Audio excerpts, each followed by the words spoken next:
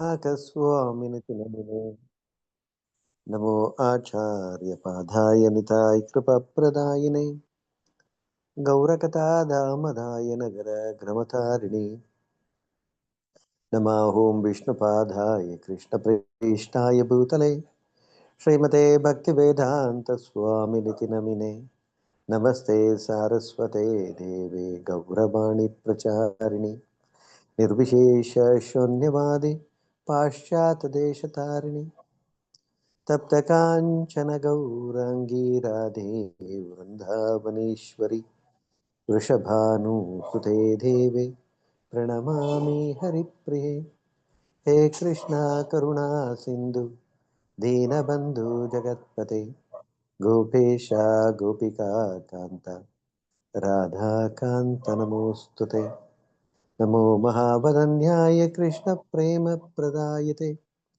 कृष्णाय कृष्णचैतन्यनाम्ने गौरात्मीश नमः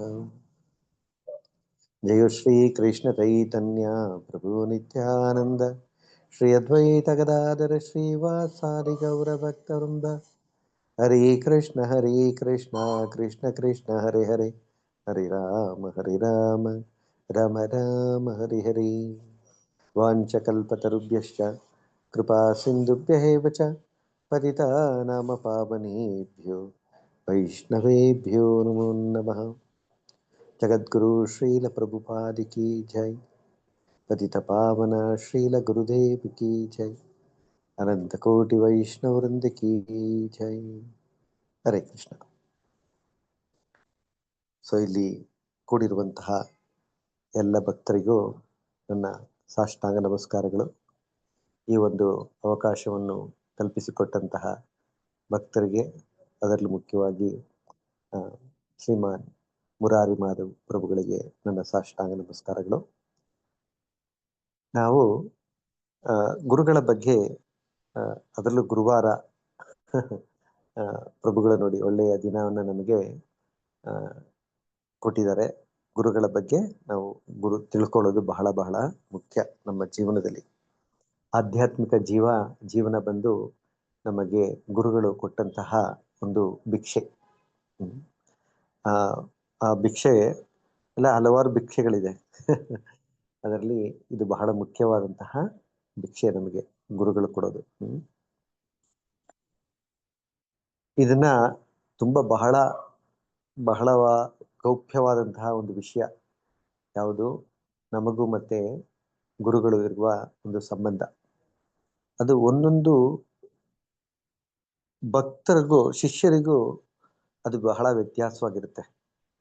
ಅದಕ್ಕೆ ಹೇಳೋದು, ಗುರುಗಳು ಬಂದು ಕೃಷ್ಣನಿಗೂ ಗುರುಗಳಿಗೂ ಯಾವುದೇ ಒಂದು ವ್ಯತ್ಯಾಸ ಇರೋದಿಲ್ಲ ಅಂತ.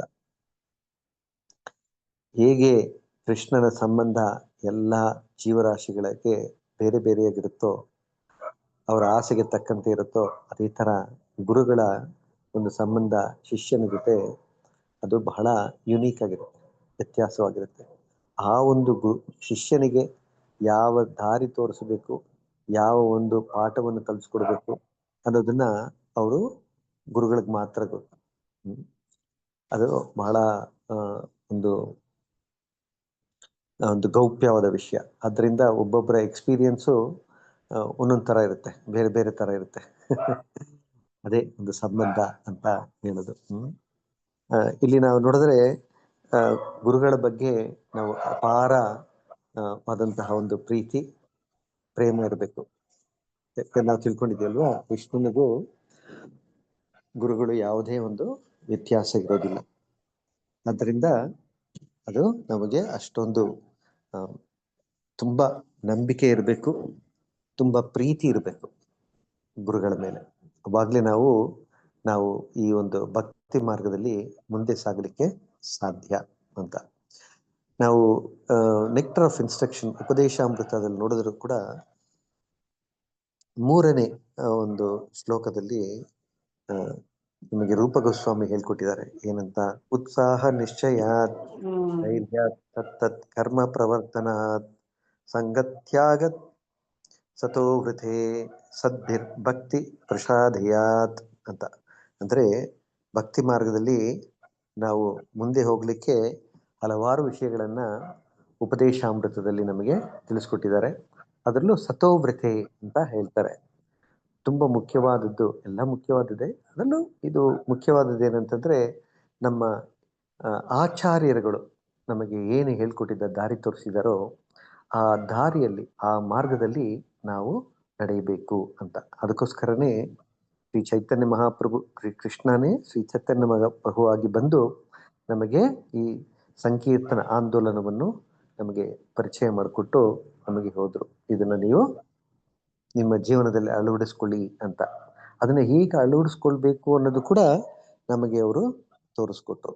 24 ವರ್ಷಗಳು ಅಲ್ವರ ಅವರು ಸನ್ಯಾಸಿ ತಗೊಂಡು ಹೇಗಿರಬೇಕು, ಹೇಗೆ ಪ್ರಚಾರ ಮಾಡಬೇಕು, ಪ್ರಚಾರ ಎಷ್ಟೊಂದು ಮುಖ್ಯ, ಯಾವುದೆಲ್ಲ ಕೃಷ್ಣ ಭಗವದ್ಗೀತೆಯಲ್ಲಿ ನಮಗೆ ಹೇಳ್ಕೊಟ್ರೋ ಅದನ್ನೆಲ್ಲ ಅವರು ತೋರಿಸ್ಕೊಟ್ರು. ಯಾವಾಗ ಚೈತನ್ಯ ಮಹಾಪ್ರಭುವಾಗಿ ಬಂದು ಅದನ್ನು ತೋರಿಸ್ಕೊಟ್ರು.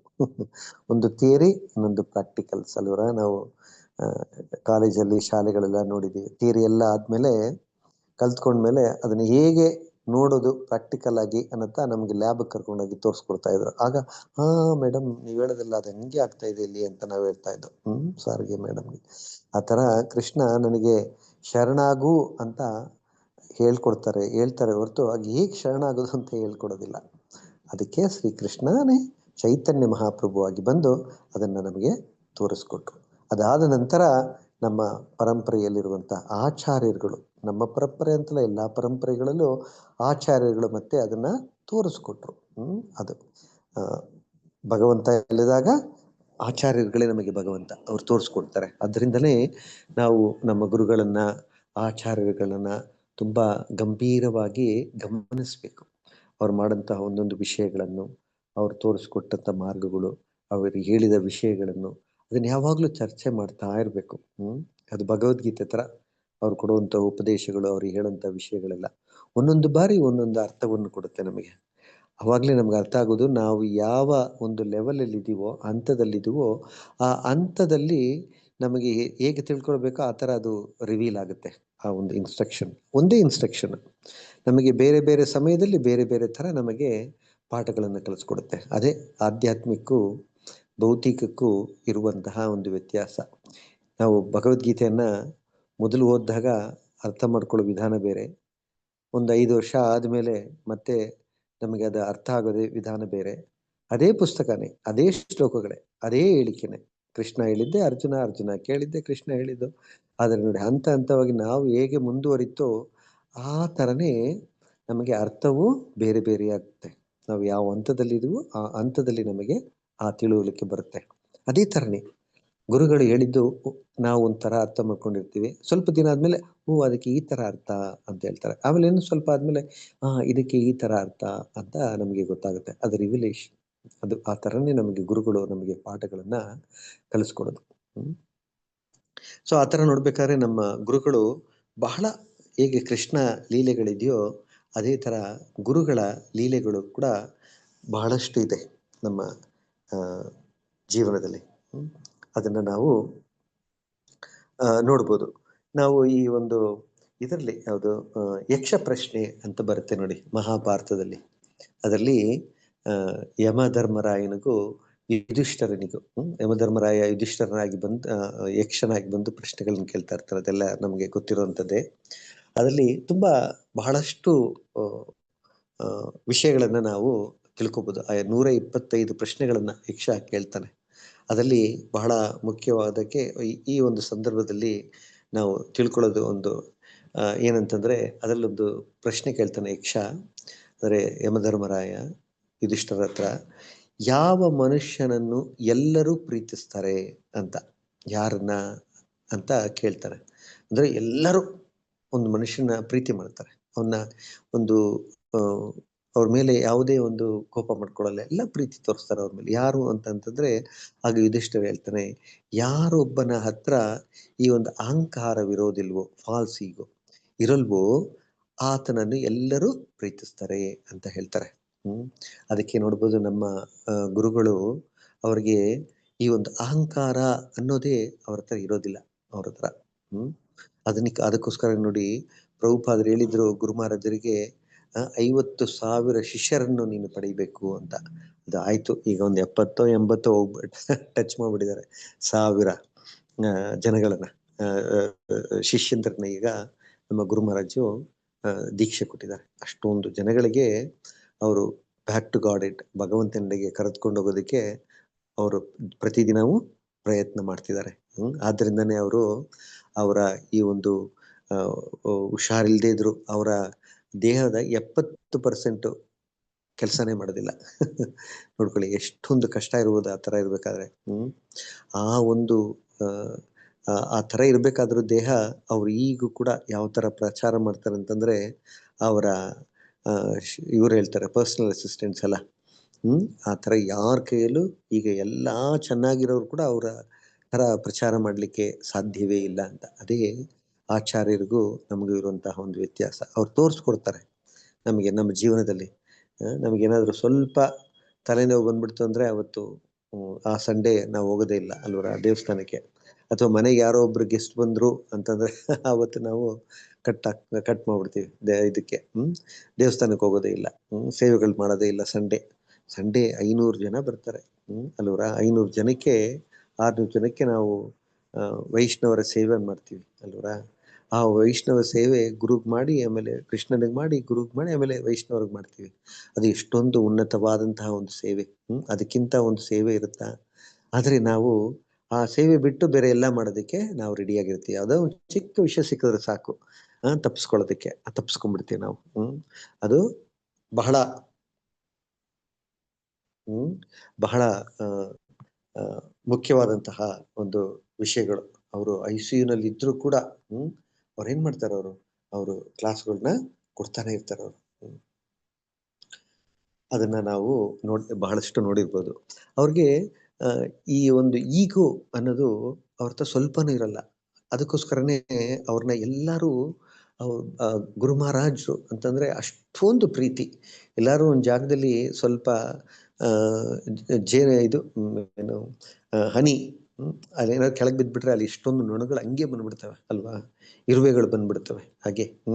ಸೊ ಎಲ್ಲಾದ್ರೂ ಒಂದು ಜಾಗದಲ್ಲಿ ಸ್ವಲ್ಪ ಸಕ್ಕರೆನೋ ಬೆಲ್ಲನೋ ಹಾಕಿದ್ರೆ ಹೇಗ್ ಬಂದ್ಬಿಡ್ತಾವಲ್ವರ, ಸಿಹಿ ಹಾಕಿದ ತಕ್ಷಣ. ಆ ಥರ ಗುರು ಮಹಾರಾಜರು ಬರ್ತಾರೆ ಅಂದ ತಕ್ಷಣನೇ ಆ ಸಿಟಿ ಫುಲ್ಲು ಹಂಗೆ ವೈಬ್ರೇಷನ್ ಬಂದ್ಬಿಡುತ್ತೆ. ಎಲ್ಲರೂ ನಿಂತ್ಕೊಂಡ್ಬಿಡ್ತಾರೆ, ಎಲ್ಲರಿಗೂ ಎನರ್ಜಿ ಬಂದ್ಬಿಡುತ್ತೆ. ಎಲ್ಲ ಶಿಷ್ಯಂದ್ರಿಗೂ ಬೇರೆಯವ್ರಿಗೂ ಬಂದ್ಬಿಡುತ್ತೆ. ಎಲ್ಲ ಏರ್ಪೋರ್ಟಲ್ಲೇ ಹೋಗ್ಬಿಡ್ತಾರೆ. ಎಲ್ಲ 1 hour 2 hours ಮುಂದೆನೇ ಹೋಗಿ ನಿಂತ್ಕೊಂಡ್ಬಿಟ್ಟಿರ್ತಾರೆ ಏರ್ಪೋರ್ಟಲ್ಲಿ. ಅಲ್ಲಿರೋ ಸೆಕ್ಯೂರಿಟಿಗಳಿಗೆಲ್ಲ VIP ಬಂದಾಗ ಕೂಡ ಯಾರು ಅವ್ರನ್ನ ನೋಡೋರು ಅಷ್ಟೊಂದು ಸೆಕ್ಯೂರಿಟಿಗಳಿಗೆ ಅಷ್ಟೊಂದು ಕೆಲಸನೇ ಇರಲ್ಲ. ಚೀಫ್ ಮಿನಿಸ್ಟರ್ ಬರ್ಲಿ, ಯಾರೇ ಬರ್ಲಿ. ಆದ್ರೆ ನಮ್ಮ ಗುರು ಮಹಾರಾಜ್ ಬರ್ತಾರೆ ಅಂದ್ರೆ ಅವ್ರಿಗೆಲ್ಲ ತುಂಬಾ ಕೆಲಸಗಳು ಬಂದ್ಬಿಡ್ತವೆ. ಅಲ್ಲಿರೋ ಸೆಕ್ಯೂರಿಟಿಗಳಿಗೆಲ್ಲರಿಗೂ, ತುಂಬಾ ಪೊಲೀಸ್ಗೆಲ್ಲರೂ. ಅಷ್ಟೊಂದು ಜನ ಇಲ್ಲಿಂದ ಹೋಗ್ಬಿಟ್ಟು ಕೀರ್ತನೆ ಮಾಡೋದು ಏನಂತೆ, 6 ಗಂಟೆ ತಗೊಳೋದಂತೆ. ಹೋಗ್ಬಿಡಿ ಆ ಜಾಗಕ್ಕೆ ಅಂದ್ರೆ ನುಗ್ತಾನೆ ಇರ್ತಾರೆ. ಪೊಲೀಸವ್ರಿಗೂ ಪಾಪ ಏನು ಹೇಳಕ್ಕಾಗಲ್ಲ, ಎಲ್ಲರೂ ವೈಷ್ಣವರು. ಆ ತರ ಎಲ್ಲರೂ ಏನ್ ಮಾಡ್ತಿದ್ದಾರೆ ಅಂತಾನೆ ಗೊತ್ತಾಗಲ್ಲ ಶಿಷ್ಯರುಗಳಿಗೆ. ಅಷ್ಟೊಂದು ಎನರ್ಜಿ ಬಂದ್ಬಿಡುತ್ತೆ ಎಲ್ಲರೂ ಬಂದಲ್ಲಿ ನಿಂತ್ಕೊಂಡ್ಬಿಟ್ಟು. ಯಾಕೆಂತಂದ್ರೆ ಗುರು ಮಹಾರಾಜ ಆ ಒಂದು ಪ್ರೀತಿ, ಆ ಪ್ರೇಮ, ಅವರಲ್ಲಿ ಯಾವುದೇ ಒಂದು ಈಗೋ, ಫಾಲ್ಸ್ ಈಗೋ ಅನ್ನೋದು ಸ್ವಲ್ಪ ಕೂಡ ಇರಲ್ಲ ಅವ್ರ ಹತ್ರ. ಅದಕ್ಕೋಸ್ಕರನೇ ಅಲ್ಲಿ ಯುಧಿಷ್ಠಿರ ಮಹಾರಾಜರು ಹೇಳ್ತಾರೆ ನೋಡಿ, ಎಲ್ಲರೂ ಅವ್ರನ್ನ ಪ್ರೀತಿಸ್ತಾರೆ. ಯಾಕೆಂದ್ರೆ ಅವ್ರ ಹತ್ರ ಯಾವುದೇ ಒಂದು ಫಾಲ್ಸ್ ಈಗೋ, ಅಹಂಕಾರನೇ ಇರೋದಿಲ್ಲ ಅಂತ ಅನ್ನೋದಕ್ಕೆ ಅದೇ ಒಂದು ಉದಾಹರಣೆ. ಇದನ್ನ ನಾವು ಪ್ರಾಕ್ಟಿಕಲ್ ಆಗಿ ನಾವು ನೋಡಬಹುದು ಗುರು ಮಹಾರಾಜ್ ಹತ್ರ. ಅದರಲ್ಲಿ ಒಂದು 2-3 ಸನ್ನಿವೇಶಗಳನ್ನ ನಾನು ನಿಮ್ ಜೊತೆನಲ್ಲಿ ಹಂಚ್ಕೊಳ್ತೇನೆ. ಇದೆಲ್ಲ ಭಕ್ತರುಗಳು ಬಂದು ಹಂಚ್ಕೊಂಡಂತಹ ಒಂದು ವಿಷಯಗಳಿದು ಗುರು ಮಹಾರಾಜರ ಬಗ್ಗೆ. ಗುರು ಮಹಾರಾಜರು ಈ ಸಾರಿ ಟ್ರಾವೆಲ್ ಪ್ಲಾನ್ ಮಾಡ್ತಾ ಇದಾರಂತೆ. ಅವ್ರು ನೋಡಿ ಎಲ್ಲೂ ಒಂದ್ ಜಾಗದಲ್ಲಿ ಸುಮ್ಮನೆ ಕುತ್ಕೊಳ್ಳೋದಿಲ್ಲ. ಅವ್ರಿಗೆ ಲಿವರ್ ಟ್ರಾನ್ಸ್ಪ್ಲಾಂಟ್ ಆಗಿದೆ, ಕಿಡ್ನಿ ಟ್ರಾನ್ಸ್ಪ್ಲಾಂಟ್ ಆಗಿದೆ. ಆ ಥರ ಕಿಡ್ನಿ ಟ್ರಾನ್ಸ್ಪ್ಲಾಂಟ್ ಆಗಿ ಲಿವರ್ ಟ್ರಾನ್ಸ್ಪ್ಲಾಂಟ್ ಆಗಿರೋರು ತುಂಬಾ ದಿನಾನೇ ಇರಲ್ಲ, ವರ್ಷ ಬಿಡಿ ದಿನಗಳೇ ಇರೋದಿಲ್ಲ. ಸುಷ್ಮಾ ಸ್ವರಾಜ್ ಅಂತ ಹೇಳ್ಬಾರ್ದು, ಆದ್ರೂ ಹೇಳ್ತೀನಿ. ಅವ್ರು ಎಷ್ಟು ದೊಡ್ಡ ಮಿನಿಸ್ಟರ್ ಆಗಿದ್ರು. ಅವ್ರಿಗೆ ಎಷ್ಟೊಂದು ಸೌಲಭ್ಯಗಳಿತ್ತು. ಅವ್ರಿಗೂ ಕಿಡ್ನಿನೋ ಲಿವರ್ ಯಾವ್ದೋ ಟ್ರಾನ್ಸ್ಪ್ಲಾಂಟ್ ಆಯ್ತು, ಸ್ವಲ್ಪ ದಿನದಲ್ಲ ಅವರು ತೀರ್ಕೊಂಡ್ಬಿಟ್ರು. ಯಾರು ತುಂಬಾ ದಿನ ಇರೋದಿಲ್ಲ ಅದೆಲ್ಲ.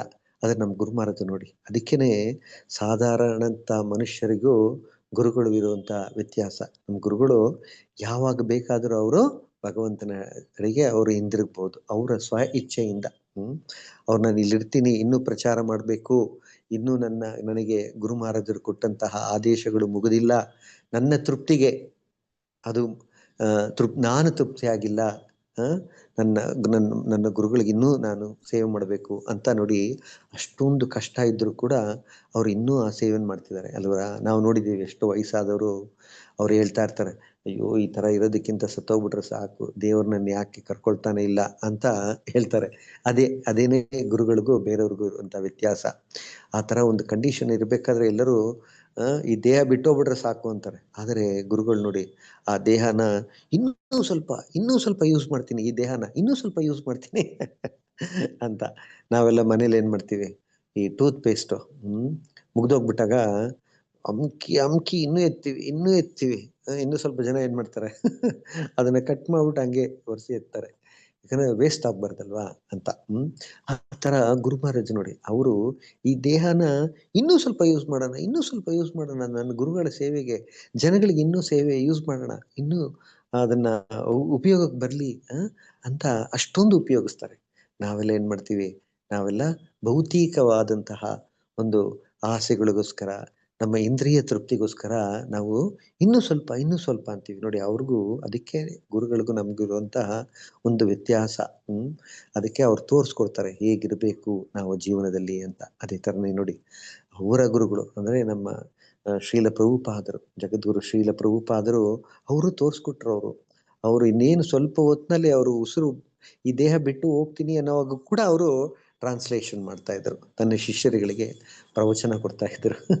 ಹೋಗ್ತಾ ಇದೆ ಉಸಿರು ಹಂಗೇ ಹೇಳ್ಕೊಂಡು ಹೋಗ್ತಾ ಇದೆ, ಆ ಮಾತುನು ಹಂಗೆ ಸ್ಲೋ ಆಗ್ತಾ ಇದೆ, ಆದ್ರೂ ಅದು ಹೇಳ್ತಾನೆ ಇದ್ದಾರೆ, ಅವರು ಬರ್ಕೊಳ್ತಾನೆ ಇದ್ದಾರೆ, ಆ ತರ ರೆಕಾರ್ಡ್ ಮಾಡ್ತಾನೆ ಇದ್ದಾರೆ ನೋಡಿ. ಕೊನೆಯ ಉಸಿರು ಹೋಗೋವರೆಗೂ ಅವ್ರು ಬಿಡೋದಿಲ್ಲ. ಯಾಕಂದ್ರೆ ಅವರು ಕೃಷ್ಣನಿಗೆ ಮಾತು ಕೊಟ್ಟಿದ್ರು, ಆದ್ರಿಂದ ಅವ್ರು ಬಿಟ್ಟಿಲ್ಲ. ಇವರು ಜಯಪತಾಕ ಸ್ವಾಮಿ ಗುರು ಮಹಾರಾಜರು ತನ್ನ ಗುರುಗಳಾದಂತಹ ಶ್ರೀಲ ಪ್ರಭುಪಾದರಿಗೆ ಮಾತು ಕೊಟ್ಟಿದ್ದಾರೆ, ಅದರಿಂದ ಅವರು ಇನ್ನೂ ಸ್ವಲ್ಪ ಅಂತ. ಅದನ್ನ ನಾವೆಲ್ಲಿ ಮಾಡ್ತೀವಿ, ನಾವು ಪ್ರಸಾದ ತಗೊಳ್ಳೋಗ್ ಮಾಡ್ತೀವಿ ಇನ್ನೂ ಸ್ವಲ್ಪ ಹಾಕಿ ಅಂತ. ಆತರ ಅವ್ರು ಇನ್ನೂ ಸ್ವಲ್ಪ ಮಾಡ್ತೀನಿ ಅಂತ ಅವ್ರು ಅಷ್ಟೊಂದು ಸೇವೆಗಳನ್ನ ಮಾಡ್ಲಿಕ್ಕೆ ಅವರು ಪ್ರಯತ್ನ ಮಾಡ್ತಾ ಇದ್ದಾರೆ. ಅವರು ರಥಯಾತ್ರೆಗೆ ಈ ಸಾರಿ ಈಗ ಜೂನ್ ಅಂತ ನಡೀತಾರೆ, ಜುಲೈಯಲ್ಲಿ ರಥಯಾತ್ರೆಗೆ ಕೋಲ್ಕತ್ತಾಗ ಬಂದಿದ್ರಂತೆ. ಬಂದ್ಬಿಟ್ಟು ಎಲ್ಲ ಅವ್ರು ಎಲ್ಲಿಗೆ ಹೋಗ್ಬೇಕಾಯ್ತು, ಅವರು ಇದು ಒಂದು ಬಾಂಬೆಗೆ ಹೋಗಿ, ಬಾಂಬೆಯಿಂದ UK ಹೋಗಿ, UK ಇಂದ US ಹೋಗಿ ಅವರು ಪ್ರಚಾರ ಮಾಡ್ಲಿಕ್ಕೆ ಅವರು ಡಾಕ್ಟರ್ ಹತ್ರ ಎಲ್ಲ ಪರ್ಮಿಷನ್ ತಗೊಂಡಿದ್ರಂತೆ. ಆದ್ರೆ ದಿನನಿತ್ಯ 5 ದಿನ ಅವರು ಕೋಲ್ಕತ್ತಾದಲ್ಲಿದ್ರು. 5 ದಿನ ಕೋಲ್ಕತ್ತಾದಲ್ಲಿದ್ದು ಅವರು ಪ್ರತಿದಿನ ಅವ್ರಿಗೆ ಈಗ ಲಾಸ್ಟ್ 1.5 year ಇಂದ ಅವರು ವಾರಕ್ಕೆ 3 ದಿನ ಡಯಾಲಿಸಿಸ್ ಮಾಡಬೇಕು. ಕಿಡ್ನಿ ಪ್ರಾಬ್ಲಮ್ ಇರೋದ್ರಿಂದ ಅದು ಡಯಾಲಿಸಿಸ್ ಮಾಡಿದ್ರೆ, ನಾನು ನೋಡಿದ್ದೀನಿ ಎಷ್ಟೋ ಇವ್ರನ್ನ ಪೇಷಂಟ್ಗಳನ್ನ, ಹಂಗೆ ತುಂಬಾ ಸುಸ್ತಾಗ್ಬಿಡ್ತಾರೆ, ತುಂಬಾ ಟಯರ್ಡ್ ಆಗ್ಬಿಡ್ತಾರೆ, ಮಾತಾಡಕ್ಕೆ ಆಗಲ್ಲ ಅವ್ರ ಕೈಯಲ್ಲಿ. ಡಯಾಲಿಸಿಸ್ ಅನ್ನೋದು ತುಂಬಾ ಒಂದು ಕಷ್ಟಕರವಾದಂತಹ ಒಂದು ಟ್ರೀಟ್ಮೆಂಟ್. ಅದು 3 ದಿನ ಮಾಡ್ಬೇಕು ವಾರಕ್ಕೆ. ಇವ್ರು ಏನ್ ಮಾಡೋರು, ಇವರು ಅಲ್ಲಿ ಹೋಗಿ ಡಯಾಲಿಸಿಸ್ ಮಾಡ್ಕೊಂಡು ಡೈರೆಕ್ಟ್ ಆಗಿ ಹಾಸ್ಪಿಟ್ಲಿಂದ ಪಂಡಾಲ್ಗೆ ಬರ್ತಾರೆ. ಅಲ್ಲಿ ರಥಯಾತ್ರೆ ಕೋಲ್ಕತ್ತಾದಲ್ಲಿ ತುಂಬಾ ಫೇಮಸ್, ರಥಯಾತ್ರೆ ತುಂಬಾ ವರ್ಷಗಳಿಂದ ನಡೀತಾ ಇರೋದ್ರಿಂದ ಅದು ಗುರು ಮಹಾರಾಜರ ಒಂದು ನೇತೃತ್ವದಲ್ಲಿ ನಡೆಯುವಂತಹ ಒಂದು ಇದು ರಥಯಾತ್ರೆ. ಯಾಕಂದ್ರೆ ಗುರು ಮಹಾರಾಜ ಇಸ್ಕಾನ್ ಕೋಲ್ಕತ್ತಾದಲ್ಲಿ ಅವರು ಪ್ರೆಸಿಡೆಂಟ್ ಆಗೂ ಇದ್ರು. ಅದರಿಂದ ಅವ್ರಿಗೆ ತುಂಬಾ ಪ್ರೀತಿ. ಆ ಒಂದು ಇದಕ್ಕೆ ಬರ್ತಾರೆ, ರಥಯಾತ್ರೆಗೆ ಬಂದು ಆ 5 ದಿನಾನು ಹಾಸ್ಪಿಟ್ಲ್ಗೆ ಹೋಗ್ಬಿಟ್ಟು ಡೈರೆಕ್ಟ್ ಆಗಿ ಅಲ್ಲಿ ಪಂಡಾಲ್ಗೆ ಬಂದು ಅಲ್ಲಿ ಕ್ಲಾಸ್ ಕೊಟ್ಬಿಟ್ಟು ಹೋಗ್ಬಿಡೋರು. ಆದ್ರೆ ಅಲ್ಲಿ ಕ್ಲಾಸ್ ಕೊಟ್ಟು ಕ್ವಶನ್ ಆನ್ಸರ್ ಸೆಷನ್ ಅಟೆಂಡ್ ಮಾಡಿ ಆಮೇಲೆ ಹೋಗೋರಂತೆ. ಆಮೇಲೆ ಒಂದಿನ ಲಾಸ್ಟ್ 5th ಡೇ ಏನು ಅವರು ಪ್ರವಚನ ಕೊಡ್ತಿದ್ದಾರೆ, ಕ್ವಶನ್ ಆನ್ಸರ್ ಸೆಷನ್ ಅಟೆಂಡ್ ಮಾಡ್ತಿದ್ದಾರೆ. ಆಗ ಅವ್ರಿಗೆ ಕೈ ಕಾಲೆಲ್ಲ ನಡ್ಕ ಬಂದ್ಬಿಡುತ್ತೆ ಅವ್ರಿಗೆ, ಚಳಿ ತರ ಆಗ್ಬಿಟ್ಟು ಇನ್ಫೆಕ್ಷನ್ ಆಗಿ ಜ್ವರ ಬಂದ್ಬಿಡುತ್ತೆ ಅಲ್ಲೇನೆ, ತುಂಬಾ ಫಾಸ್ಟ್ ಆಗಿ ಬಂದ್ಬಿಡುತ್ತೆ ಅವ್ರಿಗೆ. ಅವಾಗ ಏನ್ ಮಾಡ್ತಾರೆ ಅವರು, ಅವರ ಪರ್ಸನಲ್ ಅಸಿಸ್ಟೆಂಟ್ಸ್ ಎಲ್ಲ ಬನ್ನಿ ಕ್ಲಾಸ್ ನಿಲ್ಸಿ, ನಾವು ನಿಮ್ಮನ್ನ ಹಾಸ್ಪಿಟ್ಲ್ ಕರ್ಕೊಂಡು ಹೋಗ್ಬೇಕಂದ್ರೆ ಅವ್ರ ಹತ್ರ ಮೈಕ್ ತಗೊಂಡ್ರೆ ಮತ್ತೆ ಆ ಮೈಕ್ನ ಅವರ ಶಿಷ್ಯರ ಹತ್ರದಿಂದ ಕಿತ್ಕೊಂಡು, ಇಲ್ಲ ನಾನು ಪ್ರಚಾರ ಮಾಡ್ಬೇಕು, ನಾನು ಮಾತಾಡ್ಬೇಕು ಅಂತ ಅವರು ಹೇಳೋರು. ಆಗ ಇವರೆಲ್ಲ ಇಲ್ಲಲ್ಲ ಗುರು ಮಹಾರಾಜ್ ನೀವು ಬರ್ಲೇಬೇಕು ಅಂತ ಅವ್ರನ್ನ ಹಾಸ್ಪಿಟ್ಲ್ ಕರ್ಕೊಂಡು ಹೋಗ್ಬಿಟ್ಟು ಅವ್ರಿಗೆ ಮತ್ತೆ ಅಲ್ಲಿ 5 ದಿನ ಇದ್ರಂತೆ ನೋಡಿ. ಅಂದ್ರೆ ಎಷ್ಟು ಸೀರಿಯಸ್ ಆಗಿರ್ಬೇಕು ಅವ್ರಿಗೆ, ಅದನ್ನ ತೋರಿಸ್ಕೊಳ್ದೆ ಅದನ್ನ ಹಾಗೆ ಅವ್ರು ಏನ್ ಮಾಡ್ತಿದ್ರು, ಅಲ್ಲಿ ಪ್ರವಚನ ಕೊಡ್ತಾ ಇದ್ರು. ಕ್ವಶನ್ ಆನ್ಸರ್ ಸೆಷನ್ ನ ಅವರು ಅಟೆಂಡ್ ಮಾಡ್ತಾ ಇದ್ರು. ಅದು ತುಂಬಾ ಸೀರಿಯಸ್ ಆಗಿ ಆ ಒಂದು ಸ್ಟೇಜ್ ಮೇಲೇನೆ ಹಾಸ್ಪಿಟ್ಲ್ಗೆ ಕರ್ಕೊಂಡು ಹೋಗಿದ್ದಾರೆ. 5 ದಿನ ಅವ್ರು ಹಾಸ್ಪಿಟಲ್ ಇದ್ರು ಅಂದ್ರೆ. ಆಮೇಲೆ ಮತ್ತೆ ಅವರು UK-ಗೆಲ್ಲ ಹೋಗದೆ, ಅವರು US-ಗೆಲ್ಲ ಹೋಗದೆ, ಪ್ಲಾನ್ ಎಲ್ಲ ಕ್ಯಾನ್ಸಲ್ ಮಾಡಿ ಮತ್ತೆ ಅವರು ಮಾಯಾಪುರ ವಾಪಸ್ ಹೋಗಿ ಅಲ್ಲಿ ಅವರು ಆ ತರ ಅವರು ಯಾವಾಗಲೂ ಪ್ರಭುಪಾದರಿಗೆ ಹೇಗೆ ನಾನು ಸೇವೆ ಮಾಡೋದು, ಅವ್ರು ಕೊಟ್ಟಂತ ಒಂದು ಉಪದೇಶಗಳನ್ನ ಹೇಗೆ ನಾನು ಪೂರ್ತಿ ಮಾಡೋದು ಅನ್ನೋ ಆ ಒಂದು ಯೋಚನೆಯಲ್ಲಿಯೇ ಇರ್ತಾರೆ ಯಾವಾಗ್ಲೂ. ಅದೇ ತರ ನಾವು ಇರಬೇಕು. ಯಾಕಂದ್ರೆ ಗುರುಗಳ ಹತ್ರದಿಂದ ನಾವು ಇದನ್ನೆಲ್ಲ ಕಲಿಬೇಕು. ಅದಕ್ಕೋಸ್ಕರನೇ ಅವ್ರು ತೋರಿಸ್ಕೊಡ್ತಾ ಇರೋದು. ನಮ್ಗೇನು ಗುರು ಮಹಾರಾಜರಿಗೆ ಕಾಯಿಲೆ ಇಲ್ಲದೆ ಇರ್ಬೋದು ಅವರು. ಅವ್ರಿಗೆಲ್ಲ ತುಂಬಾ ಒಂದು ಸಿದ್ಧಿಗಳು ಕೂಡ ಇದೆ ಅವ್ರ ಹತ್ರ. ಅವರ ಒಂದು ಶಿಷ್ಯರೊಬ್ರು ಹೇಳ್ತಾ ಇದ್ರು, ಒಂದ್ಸಾರಿ ಅವ್ರನ್ನ ಶಿಷ್ಯರೆಲ್ಲ ಸೇರಿ ಅವ್ರನ್ನ ಈಸಿಯಾಗಿ ಎತ್ಬಿಟ್ರಂತೆ 4 ಜನ. ಇಬ್ರೇನ್ ಎತ್ಬಿಟ್ರಂತೆ. ಅವ್ರು ಎಲ್ಲಾರ ಹತ್ರ ನಾವಿಬ್ರು ಏನ್ ಮಾಡ್ದೆ ಗೊತ್ತಾ, ಸುಲಭವಾಗಿ ಎತ್ಬಿಟ್ಟು ಗುರು ಮಹಾರಾಜನ ಸುಲಭವಾಗಿ. ಅವ್ರು ಇದೆಲ್ಲ ಚೆನ್ನಾಗಿದ್ದ ಅಂದ್ರೆ ಈ ದೇಹ ಎಲ್ಲ ಚೆನ್ನಾಗಿತ್ತು ನೋಡಿ, ಅವಾಗೆಲ್ಲ ಮಾತಾಡ್ಕೊಂಡು ನಾವೇನ್ ಮಾಡುದು, ಇಬ್ಬರೇ ಎತ್ಬಿಟ್ಟ ನಾವು ಅಂತ ಗುರು ಮಹಾರಾಜ್ ಕರೆದಂತೆ. ಇಬ್ಬರೇ ಎತ್ಬಿಟ್ಟ. ಹೌದು ಗುರು ಮಹಾರಾಜ್ ಸುಲಭವಾಗಿ ಎತ್ಬಿಟ್ಟ ಅಂತ ಒಂದೇ ಖುಷಿ ಅವ್ರಿಗೆ. ಯಾಕಂದ್ರೆ ಗುರು ಮಹಾರಾಜ್ 6 ಅಡಿಗಿಂತ ಎತ್ತರವಾಗಿರ್ತಾರೆ, ಒಳ್ಳೆ ಅಜಾನುಬಾಹು. ಆಗ ಹೇಳ್ದಂತೆ, ಸರಿ ಈಗ ಎತ್ತರಪ್ಪ ನೀವು ಅಂತಂದ್ರಂತೆ. ಅವ್ರಿಬ್ರು ಎತ್ತಾರಂತೆ. ಗುರು ಮಹಾರಾಜನ ಎತ್ತಕ್ಕೆ ಆಗಿಲ್ವಂತೆ. ಅಲ್ಲಿ ಇನ್ನೂ ಇಬ್ಬರನ್ನ ಕರೆದ್ರಂತೆ. ಅವ್ರ ಇಬ್ರು ಬನ್ನಿ ಇನ್ನೊಂದಿಬ್ರು 4 ಜನ ಎತ್ತಿದ್ರು ಎತ್ತಕ್ ಆಗ್ತಾ ಇಲ್ಲ. 5 ಜನ 6 ಜನ ಎಲ್ಲ ಬಂದು ಎತ್ತಾ ಇದಾರೆ, ಗುರು ಮಹಾರಾಜನ ಎತ್ತಕ್ಕೆ ಆಗಿಲ್ಲ. ನೋಡಿ ಆ ಒಂದು ಸಿದ್ಧಿಗಳಿದೆ ನೋಡಿ, ಅಷ್ಟ ಸಿದ್ಧಿನಲ್ಲಿ. ಅದರಲ್ಲಿ ಒಂದು ಒಂದು ಒಂದು ಇದು ಒಂದು ಏನು ಹುಲ್ಲು ತರ ಅವ್ರು ಅಷ್ಟು ಅಗ್ರವಾಗ್ಬೋದು, ಬೆಟ್ಟದ ತರ ಅವ್ರ ಭಾರ ಕೂಡ ಆಗ್ಬಿಡ್ತಾರೆ. ಆ ತರ ಅವರ ಒಂದು ಸಿದ್ಧಿಗಳು. ಅವಾಗ್ಲೇ ಅರ್ಥ ಆಯ್ತಂತೆ, ಇಷ್ಟು ದಿನ ನಮ್ಮನ್ನು ಗುರು ಮಹಾರಾಜ್ ಎತ್ತಕ್ ಬಿಡ್ತಾ ಇದ್ರು, ಅದರಿಂದ ಎತ್ಬಿಟ್ಟು ಈಗ ನಮ್ಗೆ ಅಹಂಕಾರ ಬಂದು ಎತ್ತಕ್ಕೆ ಹೋದ್ರೆ ಆಗ್ಲೇ ಇಲ್ಲ ಅಂತ. ಆ ತರ ಗುರು ಮಹಾರಾಜರು ಬಂದು ಅವ್ರೇನು ಸಾಧಾರಣ ಮನುಷ್ಯರಲ್ಲ ಅವರು. ಅವರು ದೇವತಾ ಪುರುಷರು, ಅವರೆಲ್ಲ ಆಚಾರ್ಯರು. ಅವ್ರು ದೇವತೆಗಳಿಗಿಂತ ಉನ್ನತವಾದಂತವರು. ಅವರೆಲ್ಲ ಗೋಲೋಕದಿಂದ ಕೃಷ್ಣನ ಸೇವೆ ಮಾಡ್ತಿದ್ದವರು, ಇಲ್ಲಿ ಬಂದವರು. ಸೊ ಹಂಗಿರ್ಬೇಕಾದ್ರೆ ಅವರು ಯಾವಾಗ ಬೇಕಾದ್ರೂ ಅವ್ರ ಮನಸ್ಸು ಬಂದಾಗ ವಾಪಸ್ ಹೋಗ್ಬೋದು. ಅವ್ರಿಗೆ ರೋಗ ರುಜಿನಗಳವೆಲ್ಲ ಏನೂ ಆಗೋದಿಲ್ಲ. ಆದ್ರೆ ನಮಗ್ ತೋರಿಸ್ಕೊಡ್ತಿದ್ದಾರೆ ಅವರು, ಹೇಗೆಲ್ಲ ದೇಹ ಹೆಂಗಿದ್ರೂ ಪ್ರಚಾರ ಮಾಡಬೇಕು, ಪ್ರಚಾರನೇ ನಮ್ಮ ಉಸಿರಾಗಿರ್ಬೇಕು ಅನ್ನೋದನ್ನ ಅವರು ನಮಗೆ ತೋರಿಸ್ಕೊಡ್ತಿರ್ತಾರೆ. ಹಾಗೆ ಈಗ ಈಗೋ ಅಹಂಕಾರ ವಿಷಯಕ್ಕೆ ವಾಪಸ್ ಬರೋಣ. ಒಂದು ಬಾರಿ ಐಂದ್ರ ಪ್ರಭು ಅಂತ ಪ್ರಭುಪಾದರ ಶಿಷ್ಯರು, ಗುರು ಮಹಾರಾಜರ ಗಾಡ್ ಬ್ರದರ್. ಅವರು ಕ್ಷೇತ್ರ ಸನ್ಯಾಸಿ ತರ ಇರ್ತಾರೆ. ಅವ್ರು ಯಾವಾಗ್ಲೂ ವೃಂದಾವನ ಬಿಟ್ಟು ಅವ್ರು ಹೋಗೋದೇ ಇಲ್ಲ. ಸನ್ಯಾಸಿ ಅಲ್ಲ, ಆದ್ರೆ ವೃಂದಾವನ ಬಿಟ್ಟು ಅವ್ರು ಹೋಗೋದೇ ಇಲ್ಲ. ರಾಧಾ ಶ್ಯಾಮ್ ಸುಂದರ್ಗೆ ಯಾವಾಗ್ಲೂ ಸೇವೆ ಮಾಡ್ಕೊಂಡಲ್ಲೇ ಇರೋರು. ಕೀರ್ತನ್ ಮೇಳಕ್ ಮಾತ್ರ ಅವ್ರು ಮಾಯಾಪುರಕ್ಕೆ ಬರೋರು, ಬೇರೆ ಎಲ್ಲೂ ಬರ್ತಾ ಇರ್ಲಿಲ್ಲ. ಆಗ ವರ್ಷ ಬಂದಾಗೆಲ್ಲ ಗುರು ಮಹಾರಾಜ್ ಬಂದು ಅವ್ರಿಗೆ ಸ್ವಾಗತ ಮಾಡಿ ಅವ್ರನ್ನ ಕರ್ಕೊಂಡು ಆ ಥರ ಎಲ್ಲ ಮಾಡ್ತಾ ಇದ್ರು. ಒಂದು ವರ್ಷ ಏನಾಯ್ತು, ಅವರು ಐಂದ್ರ ಪ್ರಭು ಮಾಯಾಪುರಕ್ಕೆ ಬಂದಿದ್ದಾಗ ಅಲ್ಲಿ ಗುರು ಮಹಾರಾಜರು ಆ ಸಮಯ ಮಂಗಳಾರತಿನಲ್ಲಿ ಅವರು ಬಂದ್ರು, ಇವರು ಬಂದ್ರು. ಗುರು ಮಹಾರಾಜರು ಪ್ರಭುಪಾದರ ಒಂದು ವ್ಯಾಸಾಸನ ಇದೆ ಅಲ್ಲಿ ರಾಧಾ ಮಾಧವ್ ಎದುರುಗಡೆ. ಅಲ್ಲಿಂದ ಅವರಲ್ಲಿ ಪ್ರಭುಪಾದರಿಗೆ ನಮಸ್ಕಾರ ಮಾಡಿ ಅಲ್ಲಿಂದ ನರಸಿಂಹ ದೇವರ ಹತ್ರ ಬಂದಿದ್ದಾರೆ. ಅಲ್ಲಿ ಇವ್ರು ನಿಂತಿದ್ದಾರೆ, ಯಾರು ಐಂದ್ರ ಪ್ರಭುಗಳು. ಅವ್ರು ನಿಂತಿರ್ಬೇಕಾದ್ರೆ ಇವ್ರು ಗಮನಿಸ್ಲಿಲ್ಲ. ಹಂಗೆ ಗಮನಿಸಿ ಅವ್ರು ಏನ್ ಮಾಡ್ಬಿಟ್ರು, ರಾಧಾ ಮಾಧವ್ ಹತ್ರ ಹೊಟ್ಟೋಗ್ಬಿಟ್ರು. ಇದು ಅವ್ರಿಗೆ ಸ್ವಲ್ಪ ಬೇಜಾರಾಗೋಯ್ತು ಐಂದ್ರ ಪ್ರಭುಗೆ. ಗುರು ಮಹಾರಾಜರು ನನ್ನ ನೋಡಿ ನನ್ನನ್ನ ವೆಲ್ಕಮೇ ಮಾಡಿಲ್ಲ, ಸ್ವಾಗತನೇ ಮಾಡಿಲ್ಲ ಅನ್ಬಿಟ್ಟು ಅವ್ರು ಬೇಜಾರಾಗಿ ಯಾರ ಹತ್ರನೂ ಹೇಳಿದ್ರಂತೆ.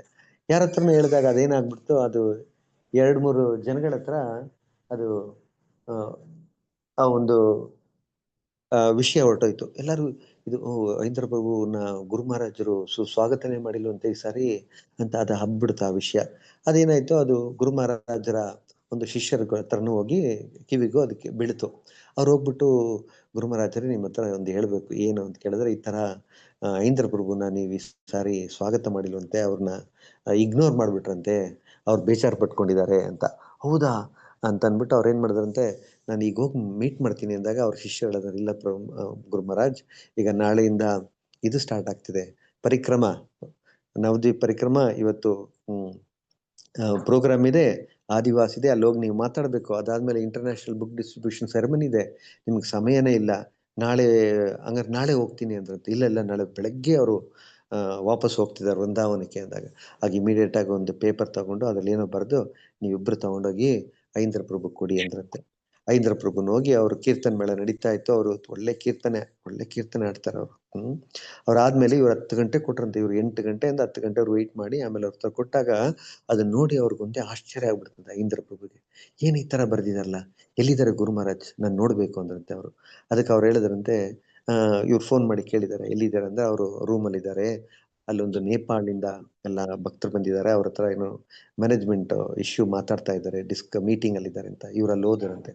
ಹೋದಾಗ ಅವ್ರು ಎದ್ದು ಓಡ್ ಬಂದು ಇವ್ರಿಗೆ ನಮಸ್ಕಾರ ಮಾಡಿದ್ರಂತೆ.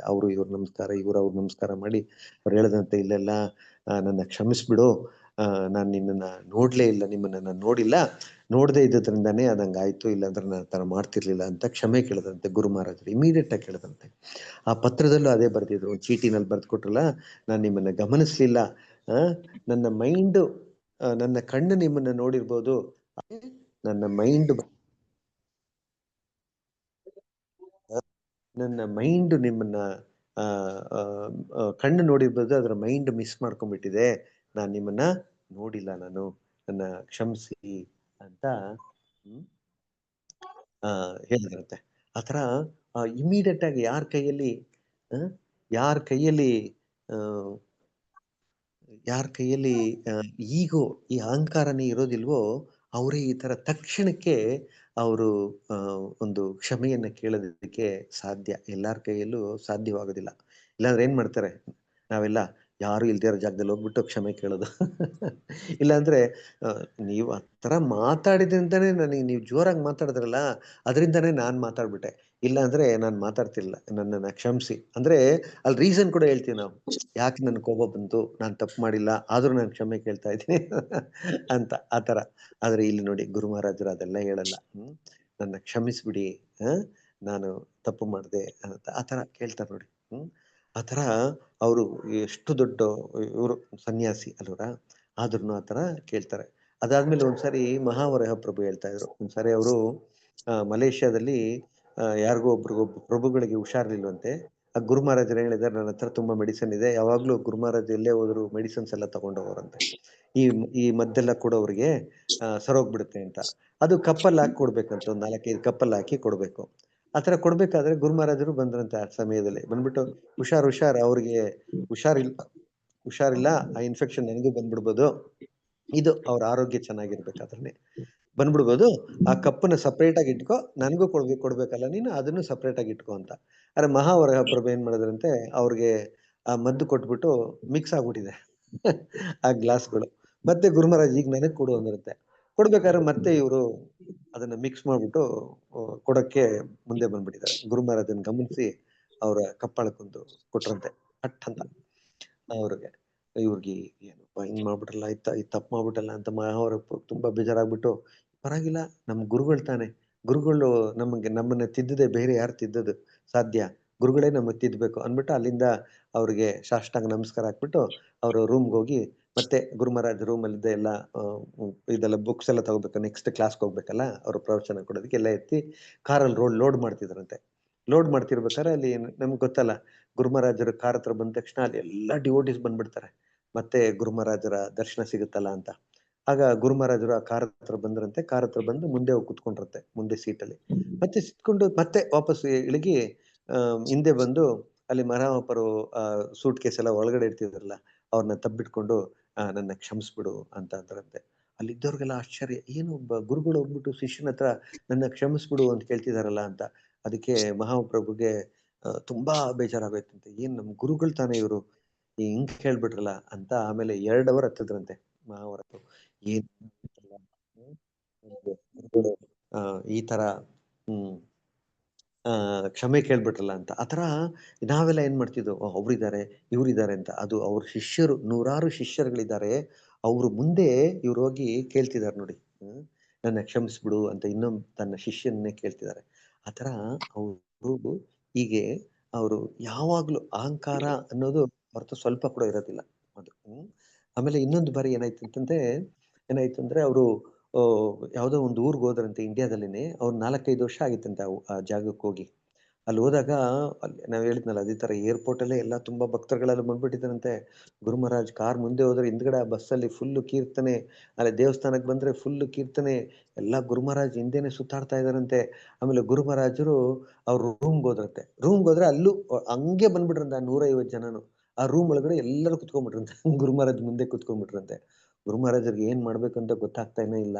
ಆಗ ಹಿಂದ್ಗಡೆ ಮಹಾವರಹ ಪ್ರಭು ಸೂಟ್ ಕೇಸ್ ಎಲ್ಲ ಎತ್ಕೊಂಡು ಅವ್ರ ರೂಮ್ ಒಳಗಡೆ ಬರ್ತಾ ಇದಾರಂತೆ. ಆಗ ಮಹಾವರಹ ಪ್ರಭು ನೋಡಿದ ತಕ್ಷಣ ಇವರು, ಏಯ್ ಮಹಾವರಹ ಪ್ರಭು, ಏನ್ ನಿನ್ಗೆ ಅರ್ಥನೇ ಆಗೋದಿಲ್ವಾ? ನಿನಗೆ 9 ಗಂಟೆಗೆ ನಾನು ಬ್ರೇಕ್ಫಾಸ್ಟ್ ತಿನ್ಬೇಕಾಗಿತ್ತು, ಈಗ 10:30 ಆಯ್ತು, ಇನ್ನೂ ನನಗೆ ನೀನು ಬ್ರೇಕ್ಫಾಸ್ಟೇ ಕೊಟ್ಟಿಲ್ಲ.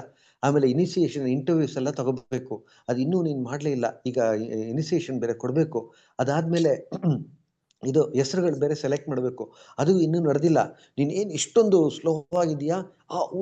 ಜೋರಾಗಿ ಎಲ್ಲರ ಮುಂದೆ ಅವ್ರನ್ನ ಬೈದ್ಬಿಟ್ರಂತೆ. ಆಗ ಅಲ್ಲಿದ್ದವ್ರು 150 ಜನ ಅಲ್ಲೆಲ್ಲರೂ ಕೂತಿದ್ದಾರೆ ಗುರು ಮಹಾರಾಜ್ ದರ್ಶನ ತಗೊಳ್ಳೋದಕ್ಕೆ. ಆಗ ಮೆತ್ತಗೆ ಎಲ್ಲಾರು ಆ ಜಾಗದಿಂದ, ಆ ರೂಮಿಂದ ಎಲ್ಲ ಜಾಗ ಖಾಲಿ ಮಾಡ್ಬಿಟ್ಟಿರುತ್ತೆ. 120 100 ಜನ, 150 ಜನ ಅವರೆಲ್ಲ ಹೋದ್ಮೇಲೆ ಗುರು ಮಹಾರಾಜರು ಬಂದು ಮಹಾವರ ಪ್ರಭು ಹತ್ರ, ಸಾರಿ ಮಹಾವರ ಪ್ರಭು, ನಾನು ನಿಮ್ಮನ್ನ ಸುಮ್ಮನೆ ಹೇಳಿಲ್ಲ, ಅಷ್ಟೊಂದು ಭಕ್ತರು ನಾನು 4 ವರ್ಷ 5 ವರ್ಷ ಆದ್ಮೇಲೆ ನಾನು ನೋಡಕ್ ಬಂದಿದ್ದಾರೆ. ಅವ್ರು ನನ್ನ ದರ್ಶನ ತಗೋಬೇಕು ಅಂತ ಅವ್ರಿಗೆಲ್ಲ ಪ್ರೀತಿ ಪ್ರೇಮ, ಅವ್ರಿಗೆಲ್ಲ ಹೇಗೆ ಹೇಳೋದು, ನಾನು ತುಂಬಾ ಬ್ಯುಸಿ ಆಗಿದ್ದೀನಿ, ನನಗೆ ಈ ಸೇವೆಗಳೆಲ್ಲ ಇದೆ. ಅದು ಅಲ್ಲದೆ ಅವರೆಲ್ಲ ಸೇವೆಗಳು ಬೇರೆ ಬಿಟ್ಬಿಟ್ಟು ದೇವಸ್ಥಾನದಲ್ಲಿ ಎಲ್ಲ ನನ್ನ ಹಿಂದೆ ಸುತ್ತಾಡ್ತಾ ಇದ್ದಾರೆ, ನನ್ನ ಮುಂದೆ ಕುತ್ಕೊಂಡಿದ್ದಾರೆ, ಅದು ಪ್ರಯೋಜನ ಇಲ್ಲ. ಅವ್ರವ್ರ ಸೇವೆಗಳನ್ನ ಮಾಡ್ಬೇಕು ಅವರು. ಅದಕ್ಕೋಸ್ಕರ ಅವ್ರಿಗೆ ಹೇಳೋದಕ್ಕೆ ನನಗೆ ಬೇಜಾರು, ಯಾಕಂದ್ರೆ ನನ್ನ ಆಸೆಯಿಂದ ಅವ್ರು ನನ್ನ ಮುಂದೆ ಕುತ್ಕೊಂಡಿರ್ಬೇಕಾದ್ರೆ ಅವ್ರಿಗೆ ಹೆಂಗೆ ಹೇಳೋದು. ಅದರಿಂದ ನಾನು ಮೇಲೆ ನಾನು ನಿನ್ಗೆ ಹೇಳೋ ಥರ ಅವ್ರಿಗೆಲ್ಲರಿಗೂ ಹೇಳಿದೆ, ಅವ್ರೆಲ್ಲ ಅರ್ಥ ಮಾಡ್ಕೊಂಡು ಹೋಗ್ಬಿಟ್ರು. ಅದರಿಂದ ನನ್ನ ಕ್ಷಮಿಸು ಅಂತಂದ್ರೆ, ನೋಡಿ ಎಷ್ಟೊಂದು ಸೆನ್ಸಿಟಿವ್ ಆಗಿದ್ದಾರೆ. ನಾನು ನೋಡಕ್ ಬಂದಿದ್ದಾರೆ, ಆಸೆಯಿಂದ ಕೂತಿದ್ದಾರೆ, ಆದ್ರೆ ಅವ್ರು ಮಾಡ್ತಿರೋದು ತಪ್ಪು. ಅವ್ರವ್ರ ಸೇವೆಗಳನ್ನ ಅವ್ರು ಮಾಡಬೇಕು. ಆದ್ರಿಂದ ಅವ್ರನ್ನ ಇಲ್ಲಿಂದ ಹೇಗೆ ಕಳಿಸೋದು, ಅವ್ರಿಗೆ ಹೇಳಿದ್ರೆ ಅವ್ರಿಗೆ ಬೇಜಾರಾಗುತ್ತೆ. ಅದಕ್ಕೆ ಅವ್ರು ಈ ತರ ನೋಡಿ, ಆ ತರ ತುಂಬಾ ಸೂಕ್ಷ್ಮವಾಗಿ ಒಂದು ವಿಷಯಗಳನ್ನ ಅವರು ತಲುಪಿಸ್ಬೇಕು. ಆ ತರ ಈ ಆಚಾರ್ಯರುಗಳು ಅದನ್ನ ತೋರಿಸ್ಕೊಡ್ತಾರೆ. ಹ್ಮ್ ಅದನ್ನೆಲ್ಲ ಆ ಅದನ್ನ ನೋಡಿ ನಾವು ತಿಳ್ಕೊಳ್ಬೇಕು. ಅವರು ಎಲ್ಲ ಒಂದು ಕೃಷ್ಣನ ತರ ಅವ್ರಿಗೆಲ್ಲ ಸುಲಭವಾಗಿ ಅರ್ಥ ಆಗ್ಬಿಡುತ್ತೆ ನಮ್ಮ ಮನಸ್ಸಲ್ಲಿ ಏನಿದೆ ಅಂತ. ಆದ್ರೆ ಒಂದ್ ಬಾರಿ ಆ ಗುರು ಮಹಾರಾಜರು ಡೈಲಿ ನಿದ್ದೆ ಮಾಡೋದಕ್ಕೆ ಮುಂಚೆ ಅವ್ರು ಹೋಗಿ ಭಗವಂತನ ದರ್ಶನ ಎಲ್ಲ ತಗೊಳ್ತಾರೆ. ಆಲ್ಟರ್ ಎಲ್ಲ ಮುಚ್ಚೋದಕ್ಕೆ ಮುಂಚೆ ಮಾಯಾಪುರಲ್ಲಿ ಅವ್ರ ದರ್ಶನ ಎಲ್ಲ ತಗೊಳ್ತಾರೆ. ಒಂದ್ ಬಾರಿ ಹಂಗೆ ಹೋದ್ರಂತೆ. ದರ್ಶನ ಎಲ್ಲ 8:30 ಆಯ್ತು. ದರ್ಶನ ಎಲ್ಲ ತಗೊಂಡ್ರು. ಬರ್ತಾ ಇರ್ಬೇಕಾದ್ರೆ ವಾಪಸ್ ಹೋದ್ರು. ಮತ್ತೆ ವಾಪಸ್ ಹೋಗು ಅಂದ್ರಂತೆ ದೇವ್ರ ಹತ್ರ. ಹೋಗ್ಬಿಟ್ಟು ಒಂದ್ 4 ಗಾರ್ಲೆಂಡ್ ತಗೋಬಾ ಅಂದ್ರಂತೆ. 4 ಗಾರ್ಲೆಂಡ, ಇಲ್ಲಿ ಯಾರು ಇಲ್ವಲ್ಲ, ಏನಕ್ಕೆ ಕೇಳ್ತಿದ್ದಾರೆ ಅಂತ ಅವ್ರ ಶಿಷ್ಯರಿಗೆಲ್ಲ ಒಂದೇ ಇದು ಅನುಮಾನ. ಯಾಕೆ ಕೇಳ್ತಾ ಇದ್ದಾರೆ? ತಗೊಂಡು ಕೈಯಲ್ಲಿ ಇಟ್ಕೊಂಡು ಆ ಕಡೆ ಹೋಗು ಅಂದ್ರಂತೆ. ಎಲ್ಲರೂ ಆ ಕಡೆ ಹೋದ್ರಂತೆ. ಆಮೇಲೆ ಇಲ್ಲ ಈ ಕಡೆ ಹೋಗೋಣ ಅಂದ್ ಎಲ್ಲ ಈ ಕಡೆ ನುಗ್ಗಿದ್ರಂತೆ. ಆಮೇಲೆ ಆ ಕಡೆ ಹೋಗು ಅಂತಂದ್ರೆ ಎಲ್ಲರೂ ಆ ಕಡೆ ಓಡಿದ್ರಂತೆ. ಈ ತರ ಎಲ್ಲಾ ಕಡೆ ಸುತ್ತಾಡ್ತಾ ಇದಾರಂತೆ, ಯಾರನ್ನೋ ಹುಡ್ಕೋತರ. ಏನ್ ಈ ತರ ಮಾಡ್ತಿದಾರಲ್ಲ ಗುರು ಮಹಾರಾಜರು ಅಂತ ಅವ್ರು ಎಲ್ಲ ಓಡಾಡ್ತಿದಾರಂತೆ ಆ ಕಡೆ. ಆಮೇಲೆ ನೋಡಿದ್ರೆ 4 ಜನ ಒಂದ್ ಕಡೆಯಿಂದ ಬಂದ್ರಂತೆ ಅವ್ರ ಶಿಷ್ಯಂದ್ರು.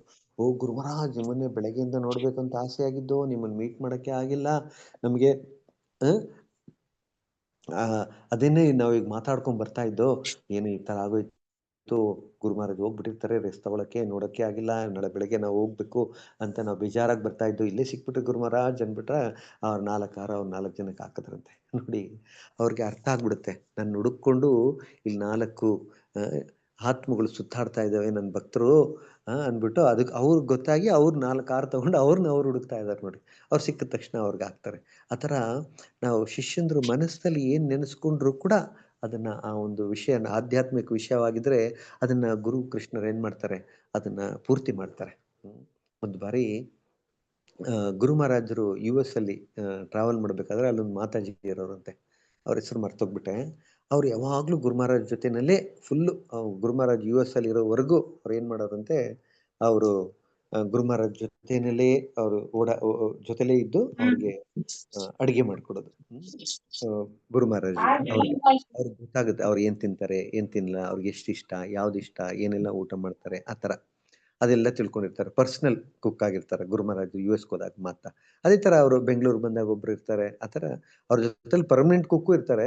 ಇವರು ಬರ್ತಾರೆ, ಆ ಊರಲ್ಲೂ ಇರ್ತಾರೆ ಒಬ್ಬೊಬ್ರು, ಗುರು ಮಹಾರಾಜರ ಬಗ್ಗೆ ಎಲ್ಲ ತಿಳ್ಕೊಂಡಿರೋರು ಮಾಡ್ಕೊಡ್ತಾರೆ. ಆಗ ಅವ್ರಿಗೆ ಆ ಸೇವೆ ಕೊಡ್ತಾರೆ. ಆ ಥರ ಗುರು ಮಹಾರಾಜರು ಅಲ್ಲಿ ಇರ್ಬೇಕಾದ್ರೆ ಯಾವಾಗ್ಲೂ ಗುರು ಮಹಾರಾಜ್ ಸೇವೆ ಮಾಡೋರು. ಅವ್ರೊಂದ್ಸಾರಿ ಗುರು ಮಹಾರಾಜನ್ನ ಮಾಯಾಪುರಕ್ಕೆ ಬರ್ತಾರೆ. ಮಾಯಾಪುರಕ್ಕೆ US ಇಂದ ಬಂದು ಆ ಮಾತಾಜಿ ಮಾಯಾಪುರಲ್ಲಿ 1 ತಿಂಗಳಿರ್ತಾರೆ. ಅವರೆಲ್ಲ, ಯಾಕಂದ್ರೆ US ಇಂದ ಬರೋದು ತುಂಬಾ ಖರ್ಚಾಗುತ್ತೆ. ಅದರಿಂದ ಎಷ್ಟು ದಿನ ಆಗುತ್ತೋ ಸಾಧ್ಯವಾಗುತ್ತೋ ಅಷ್ಟು ದಿನ ಅವರು ಇಂಡಿಯಾದಲ್ಲಿ ಅಥವಾ ಮಾಯಾಪುರಲ್ಲಿ, ವೃಂದಾವನಲ್ಲಿ ತುಂಬಾ ದಿನ ಇರ್ತಾರೆ. ಆ ಥರ 1 ತಿಂಗಳು ಮಾಯಾಪುರಲ್ಲೇ ಇದ್ರು. ಆಗ ಅವ್ರಿಗೆ ಇವತ್ತು ಬಂದ್ಬಿಡ್ತಾರೆ ಗುರು ಮಹಾರಾಜು, ನಾಳೆ ಬಂದ್ಬಿಡ್ತಾರೆ, ಅವ್ರನ್ನ ದರ್ಶನ ಮಾಡ್ಬೋದು, ಅವ್ರ ಹತ್ರ ಮಾತಾಡ್ಬೋದು, ಆ ಥರ ಮಾತಾಜಿ ಬಂದ್ಬಿಡ್ತಾರೆ ಅಂತಾನೆ ಇದ್ರು. ಆಮೇಲೆ ಅವರು ಹೋಗೋ ದಿನಾನು ಬಂದ್ಬಿಡ್ತು. 1 ತಿಂಗಳಾಯ್ತು. ಆ ಮಾತಾಜಿ ಹೋಗ್ಬೇಕು, ರಿಟರ್ನ್ ಆಗ್ಬೇಕು USಗೆ. ಅವ್ರಿಗೆ ತುಂಬಾ ಬೇಜಾರಾಗ್ಬಿಡುತ್ತೆ. ಗುರು ಮಹಾರಾಜನ್ನ ನೋಡೋದಕ್ಕೆ ಸಾಧ್ಯವಾಗ್ಲಿಲ್ವಲ್ಲ, ಅವ್ರಿಗೆ ಸೇವೆ ಮಾಡೋದಕ್ಕೆ ನನ್ನ ಕೈಯಲ್ಲಿ ಆಗ್ಲಿಲ್ವಲ್ಲ ಅಂತ ತುಂಬಾ ಬೇಜಾರು. ತುಂಬಾ ಬೇಜಾರಲ್ಲಿ ಅವ್ರು ಏನ್ ಮಾಡ್ತಾರೆ, ಅವರು ಕೋಲ್ಕತ್ತಾ ಏರ್‌ಪೋರ್ಟ್‌ಗೆ ಅವರು ಬರ್ತಾ ಇದ್ದಾರೆ ಕಾರಲ್ಲಿ. ಮಾಯಾಪುರಿಂದ ಏರ್‌ಪೋರ್ಟ್‌ಗೆ ಹೋಗ್ತಾ ಇದ್ದಾರೆ. ಅದೇ ದಿನ ಗುರು ಮಹಾರಾಜರು ಹೊರಗಡೆಯಿಂದ ಅವರು ಕೋಲ್ಕತ್ತಾಲಿ ಏರ್‌ಪೋರ್ಟಲ್ಲಿ ಇಳಗಿ ಅವ್ರು ಮಾಯಾಪುರ್‌ಗೆ ಕಾರಲ್ಲಿ ಬರ್ತಾ ಇದ್ದಾರೆ. ಕಾರಲ್ಲಿ ಬರ್ಬೇಕಾದ್ರೆ ಒಂದು ಹಣ್ಣಿನ ಅಂಗಡಿ ಹತ್ರ ನಿಲ್ಸಿದ್ರಂತೆ ಗುರು ಮಹಾರಾಜರು. ಯಾವಾಗ್ಲೂ ನಿಲ್ಸಿದ್ದೇ ಇಲ್ಲ. ಗುರು ಮಹಾರಾಜರು ಒಂದು 40 ವರ್ಷದಿಂದ ಅಲ್ಲಿ ಮಾಯಾಪುರಲ್ಲೇ ಸೇವೆ ಮಾಡ್ತಿದ್ದಾರೆ ಅಲ್ವರ. ಹೋಗ್ತಾ ಇರ್ತಾರೆ, ಬರ್ತಾ ಇರ್ತಾರೆ, ಹೋಗ್ತಾ ಇರ್ತಾರೆ, ಬರ್ತಾ ಇರ್ತಾರೆ. ಆದ್ರೆ ಆ ಜಾಗದಲ್ಲಿ ನಿಲ್ಸೋದೇ ಇಲ್ಲ. ನಾರ್ಮಲ್ ಆಗಿ ಎಲ್ಲೂ ನಿಲ್ಸಲ್ವಂತೆ. ಅದ್ರಲ್ಲೂ ಆ ಜಾಗದಲ್ಲಿ ನಿಲ್ಸೋದೇ ಇಲ್ವಂತೆ. ನಿಲ್ಸಿದ್ರಂತೆ ಕಾರ್‌ನ. ನಿಲ್ಲಿಸ್ಬಿಟ್ಟು ಹಣ್ಣಿನ ವ್ಯಾಪಾರಿ ಹತ್ರ, "ಆ ಹಣ್ಣೆಷ್ಟು? ಈ ಹಣ್ಣೆಷ್ಟು? ಇದ್ಯಾಕೆ ಇಷ್ಟು ಜಾಸ್ತಿ? ಅದ್ಯಾಕೆ ಚೆನ್ನಾಗಿಲ್ವಲ್ಲ? ಇದೇನು ಚೆನ್ನಾಗಿದೆಯಲ್ಲ? ಇದೇನು ಫ್ರೆಶ್ಶಾ?" ಸುಮ್ಮನೆ ಮಾತಾಡ್ತಾ ಇದ್ರಂತೆ. "ಇದು ಅಷ್ಟಕ್ಕೆ ಕೊಡು, ಇದಿಷ್ಟಕ್ಕೆ ಕೊಡು" ಅಂತ.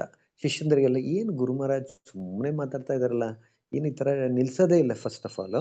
ಅದ್ರಲ್ಲಿ ಬೇರೆ ಸುಮ್ಮನೆ ಮಾತಾಡ್ತಾ ಇದಾರಲ್ಲ, ಏನು ಟೈಮ್ ಪಾಸ್ ಮಾಡೋ ಥರ, ಏನೋ" ಅಂದ್ಬಿಟ್ಟು ಅವರೆಲ್ಲ ಸುಮ್ಮನೆನೇ ಇದ್ರಂತೆ.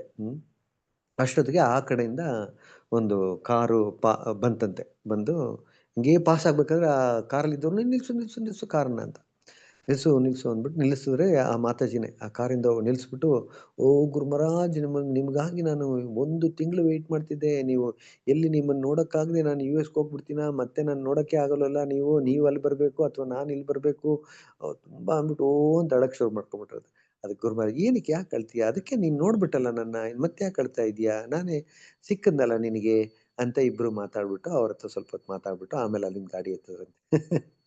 ನೋಡಿ, ಗುರು ಮಹಾರಾಜ್‌ಗೆ ಗೊತ್ತು ಆ ಕಾರು ಈ ಕಡೆ ಪಾಸ್ ಆಗುತ್ತೆ. ಇಲ್ಲಿ ನಾನು ನಿಂತ್ಕೊಂಡ್ರೆ ಅವ್ರಿಗೆ ನಾನು ಕಾಣಿಸ್ತೀನಿ ಅಂದ್ಬಿಟ್ಟು ಅಲ್ಲಿ ನಿಂತ್ಕೊಂಡು ಅಷ್ಟೊಂದು ಟೈಮ್ ಪಾಸ್ ಮಾಡಿ ಅವ್ರಿಗೆ ದರ್ಶನ ಕೊಟ್ಟು ಅವ್ರ ಹತ್ರ ಮಾತಾಡಿ ಆಮೇಲೆ ಅವ್ರನ್ನ ಕಳಿಸ್ಕೊಟ್ಬಿಟ್ಟು ಆಮೇಲೆ ಇವರು ಕಾರ್ ತಗೊಂಡ್ಬಂದಿರುತ್ತೆ. ಅವಾಗ್ಲೇ ಅವ್ರ ಶಿಷ್ಯರಿಗೆಲ್ಲ ಅರ್ಥ ಆಗಿದ್ದು ಈ ತರ ನಮ್ಮ ಗುರುಗಳು ಏನೋ ಒಂದು ಕಾರಣ ಇದೆ ಅನ್ನೋದು. ಈ ಸಮಯದಲ್ಲಿ ಇದನ್ನ ಅಷ್ಟವಕ್ರ ಅಂತ ದೊಡ್ಡ ಒಬ್ರು ಇವರಿದ್ರು, ಒಬ್ರು ಆಚಾರ್ಯರು, ಋಷಿಗಳು. ಅವರು ಜನಕ ಮಹಾರಾಜರಿಗೆ ಗುರುಗಳಾಗಿದ್ದವರು ಅವರು ಅಷ್ಟವಕ್ರ ಆ ಸಮಯದಲ್ಲಿ. ಇದೆಲ್ಲ ತ್ರೇತಾಯುಗದ್ದು. ಅವರೆಲ್ಲಾ ಯುಗದಲ್ಲೂ ಇದ್ದವರು ಜನಕ ಮಹಾರಾಜರು. ಅವ್ರು ಅಷ್ಟವಕ್ರ ಹತ್ರ ಕಾಡಲ್ಲಿರೋರು. ಅಷ್ಟವಕ್ರ ಅವರ ಆಶ್ರಮದಲ್ಲಿ. ಇವ್ರ ಅರಮನೆ ಎಲ್ಲ ಬಿಟ್ಬಿಟ್ಟು ಅಲ್ಲೋಗಿ ಅಷ್ಟವಕ್ರನ ಒಂದು ಪ್ರವಚನ ಕೇಳ್ಕೊಂಡು ಕೂತ್ಕೊಂಡ್ಬಿಡೋರಂತೆ. ಅಷ್ಟವಕ್ರ ಅವರ ಶಿಷ್ಯರೆಲ್ಲ, "ಏನ್ ಈ ಮಹಾರಾಜ್‌ಗೆ ಒಂದು ಕೆಲಸನೇ ಇಲ್ಲ, ಜನಕ ಮಹಾರಾಜ್‌ಗೆ. ಅವ್ರು ಬಂದ್ಬಿಡ್ತಾರೆ. ಅವ್ರು ಬಂದ್ರು ಅಂತ ಇವ್ರು ನಮ್ಮ ಗುರುಗಳು ಅಷ್ಟೇ. ಅವ್ರು ರಾಜ ಅಲ್ವಾ? ಅವ್ರು ಬಂದ್ಬಿಟ್ರು ಅಂತ ಅವ್ರ ಜೊತೆನಲ್ಲಿ ಇವ್ರು ಮಾತಾಡೋದು, ಇವ್ರ ಜೊತೆನೆಲ್ಲ ಅವ್ರು ಮಾತಾಡೋದು, ಇವರಿಬ್ರು ಮಾತಾಡ್ತಾನೆ ಇರ್ತಾರೆ, ಪ್ರವಚನ ಕೇಳ್ತಾ ಇರ್ತಾರೆ, ಇವರೆಲ್ಲ ಕೂತ್ಕೊಂಡ್ಬಿಡ್ತಾರೆ ಅಂತ ಇವ್ರಿಗೆ ಜನಕರ ಮಹಾರಾಜರಿಗೆ ಯಾವಾಗ್ಲೂ ಇವ್ರು ಮನಸ್ಸಲ್ಲಿ ಅದು ಗುರುಗಳಿಗೆ ಗೊತ್ತಾಗ್ಬಿಡುತ್ತೆ. ಓ, ನನ್ನ ಶಿಷ್ಯರೆಲ್ಲ ಈ ತರ ಯೋಚಿಸ್ತಿದ್ದಾರೆ. ಜನಕ ಮಹಾರಾಜರ ಬಗ್ಗೆ ಅವ್ರಿಗೆ ಗೊತ್ತಾಗ್ಬೇಕು ಅಂದ್ಬಿಟ್ಟು ಏನ್ ಮಾಡ್ತಾರೆ, ಜನಕ ಮಹಾರಾಜ್ ಜೊತೆ ಬಂದ ಒಂದು ಸೈನಿಕನ್ ಕರೆದು, ಕ್ಲಾಸ್ ನಡಿಬೇಕಾದ್ರೆ ಮಧ್ಯದಲ್ಲಿ ನೀನು ಅರಮನೆ ಬೆಂಕಿ ಹತ್ಕೊಂಡ್ಬಿಟ್ಟಿದೆ ಗುರು ಮಹಾರಾಜರೇ, ನೀವು ಬೇಗ ಬರ್ಬೇಕು, ಬೇಗ ಬರ್ಬೇಕಂತ ಸುಮ್ಮನೆ ಹೇಳು ಅಂತ ಹೇಳ್ತಾರೆ. ಸರಿ ಅಂತ ಆ ಸೈನಿಕನು ಹೇಳ್ತಾನೆ. ಪ್ರವಚನ ನಡೀತಾ ಇರುತ್ತೆ. ಮಧ್ಯದಲ್ಲಿ ಆ ಸೈನಿಕ ಬಂದು ಜನಕ ಮಹಾರಾಜ ಹತ್ರ, ಮಹಾರಾಜರೇ, ಅರಮನೆ ಸುಟ್ಟು ಧ್ವಂಸ ಆಗ್ತಾ ಇದೆ. ನೀವು ಇಮಿಡಿಯೇಟ್ ಆಗಿ ಅಲ್ಲಿಗೆ ಬರ್ಬೇಕು ಅಂತ. ಅರಮನೆ ಅಂದ್ರೆ ಏನು, ವಜ್ರ ವೈಡೂರ್ಯಗಳು ಎಷ್ಟೊಂದಿರುತ್ತೆ, ದೊಡ್ಡ ಅರಮನೆ ಅದು. ಆಗ ಜನಕ ಮಹಾರಾಜರು, "ಏಯ್ ಮುಟ್ಟಾಳ, ನಾನು ಎಲ್ಲಿ ಕೂತಿದ್ದೀನಿ ಅರ್ಥ ಆಗಲ್ಲ ನಿನಗೆ, ಹೋಗು" ಅಂತ ಬೈದು ಕಳಿಸ್ಬಿಡ್ತಾರೆ. ಆಗ ಅಲ್ಲಿದ್ದ ಶಿಷ್ಯರುಗಳೆಲ್ಲ, ಅಷ್ಟವಕ್ರ ಶಿಷ್ಯರೆಲ್ಲ, ಏನಿದು, ಆ ಅರಮನೆ ಸುಟ್ಟೋಗ್ತಾ ಇದೆ ಅಂತಾರೆ, ಇವ್ರಿಗೆ ಏನು ಸ್ವಲ್ಪ ಕೂಡ ಕೇರ್ ಇಲ್ಲದೆ ಇಲ್ಲೇ ಕುತ್ಕೊಂಡಿದ್ದಾರೆ ಅಂತ ಇನ್ನೂ ಅವ್ರ ಮೇಲೆ ಒಂದಿದು ಬೇಜಾರು ಅವ್ರಿಗೆಲ್ಲ ಅಂತ. ಈ ರಾಜ ಹಂಗೆ, ನಾವೆಲ್ಲ ಮೊದ್ಲು ಹೇಳಿಲ್ವಾ, ಇವ್ರಿಗೆ ಏನು ಗೊತ್ತಾಗೋದೇ ಇಲ್ಲ ಈ ರಾಜನ್ಗೆ ಅಂತ ಅವ್ನು ಹೇಳು. ಆಮೇಲೆ ಇದೇ ತರ ಅವ್ರು ಅಷ್ಟವಕ್ರ ಅವ್ರ ಶಿಷ್ಯರಲ್ಲಿ ಒಬ್ಬನ ಕರೆದು ಹೇಳಿರ್ತಾರೆ, ಕ್ಲಾಸ್ ನಡೀತಾ ಇರ್ಬೇಕಾದ್ರೆ ಮಧ್ಯದಲ್ಲಿ ಬಂದು ನೀವೆಲ್ಲ ಬಟ್ಟೆ ಒಣಗಾಕಿದ್ದೀರಲ್ಲ, ಅದೆಲ್ಲ ಕೋತಿ ಬಂದು ಹರಿದಾಕ್ತಾ ಇದೆ ಅಂತ ಮಧ್ಯದಲ್ಲಿ ಬಂದು ಹೇಳು ಅಂತ. ಅದೇ ಥರ ಆ ಶಿಷ್ಯ ಬಂದು ಕ್ಲಾಸ್ ನಡೀತಾ ಇರುತ್ತೆ. ಜನಕ ಮಹಾರಾಜರಿಗೆ ಈಗ ತಾನೇ ಅವ್ರ ಅರಮನೆ ಸುಟ್ಟೋಗಿದೆ ಅಂದಾಗ ಅವ್ರನ್ನ ಸೈನಿಕರನ್ನ ಬೈದು ಕಳಿಸಿದ್ರು. ಸ್ವಲ್ಪ ಹೊತ್ತಾದ್ಮೇಲೆ ಒಬ್ಬ ಶಿಷ್ಯ ಓಡ್ ಬಂದು ಈ ಶಿಷ್ಯರುಗಳ ಹತ್ರ ಎಲ್ಲ ಫ್ರೆಂಡ್ಸ್ ಅಲ್ವಾ ಅವರೆಲ್ಲ, ಅವ್ರ ಹತ್ರ ಹೇಳ್ತಾರೆ, ಬನ್ನಿ ಬನ್ನಿ, ನೀವು ಒಣಗಾಕಿದಿರಲ್ಲ ಬಟ್ಟೆ, ಅದೆಲ್ಲ ಕೋತಿ ಬಂದು ಹರಿದಾಕ್ತಾ ಇದೆ ಅಂತ ಹೇಳಿದ ತಕ್ಷಣ ಎಲ್ಲ ಎದ್ದು ಓಡೋಗ್ಬಿಡ್ತಾರೆ ಆ ಶಿಷ್ಯರುಗಳೆಲ್ಲ. ಬಟ್ಟೆ ಒಣಗಾಕ್ ಅವ್ರು ಏನದು ತುಂಡು ಬಟ್ಟೆಗಳು ಅವ್ರು ಹಾಕೊಳ್ಳೋದೆಲ್ಲ ಅಲ್ವ್ರಾ. ಅದನ್ನ ಒಣಗಾಕಿರ್ತಾರೆ. ಅದನ್ನ ಹೋಗ್ಬಿಟ್ಟು ಅದನ್ನ ಕಾಪಾಡೋದಕ್ಕೆ ಅವರೆಲ್ಲ ಓಡ್ತಾರೆ. ಅಲ್ಲಿ ಹೋಗಿ ನೋಡಿದ್ರೆ ಅಲ್ಲಿ ಏನೂ ಇಲ್ಲ. ಕೋತಿನೂ ಇಲ್ಲ, ಕಪ್ಪಿನೂ ಇಲ್ಲ. ಬಟ್ಟೆಗಳೆಲ್ಲ ಹಂಗೆ ಚೆನ್ನಾಗಿದೆ. ಅಲ್ಲಿ ವಾಪಸ್ ಬರ್ತಾರೆ. ಅವಾಗ ಅವ್ರಿಗೆ ಅರ್ಥ ಆಗುತ್ತೆ. ಓಹೋ! ನೋಡು, ಪ್ರವಚನಕ್ಕೆ ಎಷ್ಟೊಂದು ಮುಖ್ಯತ್ವ ಕೊಡಬೇಕು. ಗುರುಗಳು ಹೇಳೋದಕ್ಕೆ ಎಷ್ಟೊಂದು ಮುಖ್ಯವಾದಂತಹ ಒಂದು ವಿಷಯ. ಅದನ್ನ ತಿಳ್ಕೊಳ್ಳೋದೇ ಬಹಳ ಮುಖ್ಯ. ಅದು ಬಿಟ್ಬಿಟ್ಟು ಬಟ್ಟೆ ಹೋಗ್ಬಿಡುತ್ತೆ ಅಂತ ನಾವು ಓಡ್ದು, ಅದು ಜನಕ ಮಹಾರಾಜರು ನೋಡು, ಅರಮನೆ ಸುಟ್ಟು ಹೋಗ್ತಿದೆ ಅಂದ್ರೂ ಕೂಡ ಅದಕ್ಕಿಂತ ಉನ್ನತವಾದದ್ದು ಇಲ್ಲಿ ಗುರುಗಳು ಹೇಳ್ತಾ ಇರೋದು, ಕೊಡ್ತಾ ಇರೋ ಪ್ರವಚನ, ಅವ್ರು ಕೊಡ್ತಾ ಇರೋ ಉಪದೇಶ ಅದು ಮುಖ್ಯ ಅಂತ ಹೇಳಿ ಕೂತ್ಕೊಂಡ್ರು. ಇದಕ್ಕೇನೆ ಗುರುಗಳು ಅವ್ರಿಗೆ ಅಷ್ಟೊಂದು ಮುಖ್ಯತ್ವ ಕೊಡ್ತಾರೆ. ಅದಕ್ಕೋಸ್ಕರ ಜನಕ ಮಹಾರಾಜರು ಗುರುಗಳಿಗೆ ಅಷ್ಟೊಂದು ಮುಖ್ಯತ್ವ ಕೊಡ್ತಾರೆ. ಅವರಿಬ್ಬರಿಗೆ ಅದು ಗೊತ್ತಾಗಿರೋದು. ನಾವು ಎಷ್ಟೊಂದು ದಡ್ರು, ನಾವು ಅದೇ ಥರ ಇರಬೇಕು ಅಂತ ಅವರೊಂದು ಪಾಠ ಕಲಿತಾರಂತೆ. ಆ ಥರ ಗುರುಗಳಿಗೆ ಎಲ್ಲ ಅರ್ಥವಾಗ್ಬಿಡುತ್ತೆ. ಎಲ್ಲ ತಿಳ್ಕೊಬಿಡ್ತಾರೆ. ಅವರು ಅಂತರ್ಯಾಮಿ ಥರ. ಎಲ್ಲ ಒಂದು ವಿಷಯಗಳು ಅವ್ರಿಗೆ ತಿಳಿಯುತ್ತೆ. ಆದ್ದರಿಂದ ಗುರುಗಳು ಕೊಡುವಂತಹ ಒಂದು ವಿಷಯಗಳು, ಉಪದೇಶಗಳನ್ನೆಲ್ಲ ನಾವು ತುಂಬ ಗಮನವಾಗಿ ಇಟ್ಕೊಳ್ಬೇಕು. ಆಮೇಲೆ ಅವ್ರು ಮಾತಾಡೋ ಒಂದೊಂದು ವಿಷಯವನ್ನು ಹಂಗೆ ಗಮನವಾಗಿ ಕೇಳಬೇಕು ಅವರು. ಯಾಕಂದ್ರೆ ಮೇಲ್ನೋಟಕ್ಕೆ ಅದೊಂದು ವಿಷಯವಾಗಿರುತ್ತೆ. ನಾವು ಗಮನವಾಗಿ ಕೇಳ್ಬಿಟ್ಟು, ಕೇಳಿದಾಗ ಅದು ನಿಜವಾಗಿ ನಮ್ಗೆ ಅರ್ಥ ಆಗುತ್ತೆ. ಮತ್ತೆ ಅದನ್ನ ಹೇಗೆ ನಾವು ನಾವು ಅದನ್ನ ನಾವು ಪೂರ್ತಿ ಮಾಡಬಹುದು, ನಮ್ಮ ಗುರುಗಳ ಒಂದು ಉಪದೇಶ ಅನ್ನೋದು ನಮಗೆ ಅರ್ಥವಾಗುತ್ತೆ. ಆದ್ದರಿಂದ ಗುರುಗಳ ಒಂದೊಂದು ವಾಕ್ಯವು ಬಹಳ ಬಹಳ ಮುಖ್ಯ. ಅದು ಹೇಗೆ ಅವರು ತಮ್ಮ ಗುರುಗಳ ಒಂದು ವಿಷಯವನ್ನ, ಉಪದೇಶಗಳನ್ನು ಹೇಗೆ ನಡೆಸ್ತಿದ್ದಾರೋ ಅದೇ ಥರ ನಾವು ಕೂಡ ನಮ್ಮ ಗುರುಗಳ ಒಂದು ಉಪದೇಶಗಳನ್ನ, ನಾವು ಆ ವಾಕ್ಯಗಳನ್ನ ಗಂಭೀರವಾಗಿ ತೆಗೆದುಕೊಂಡು ನಮ್ಮ ಜೀವನದಲ್ಲಿ ನಾವು ಪಡ್ಕೊಳ್ಬೇಕು.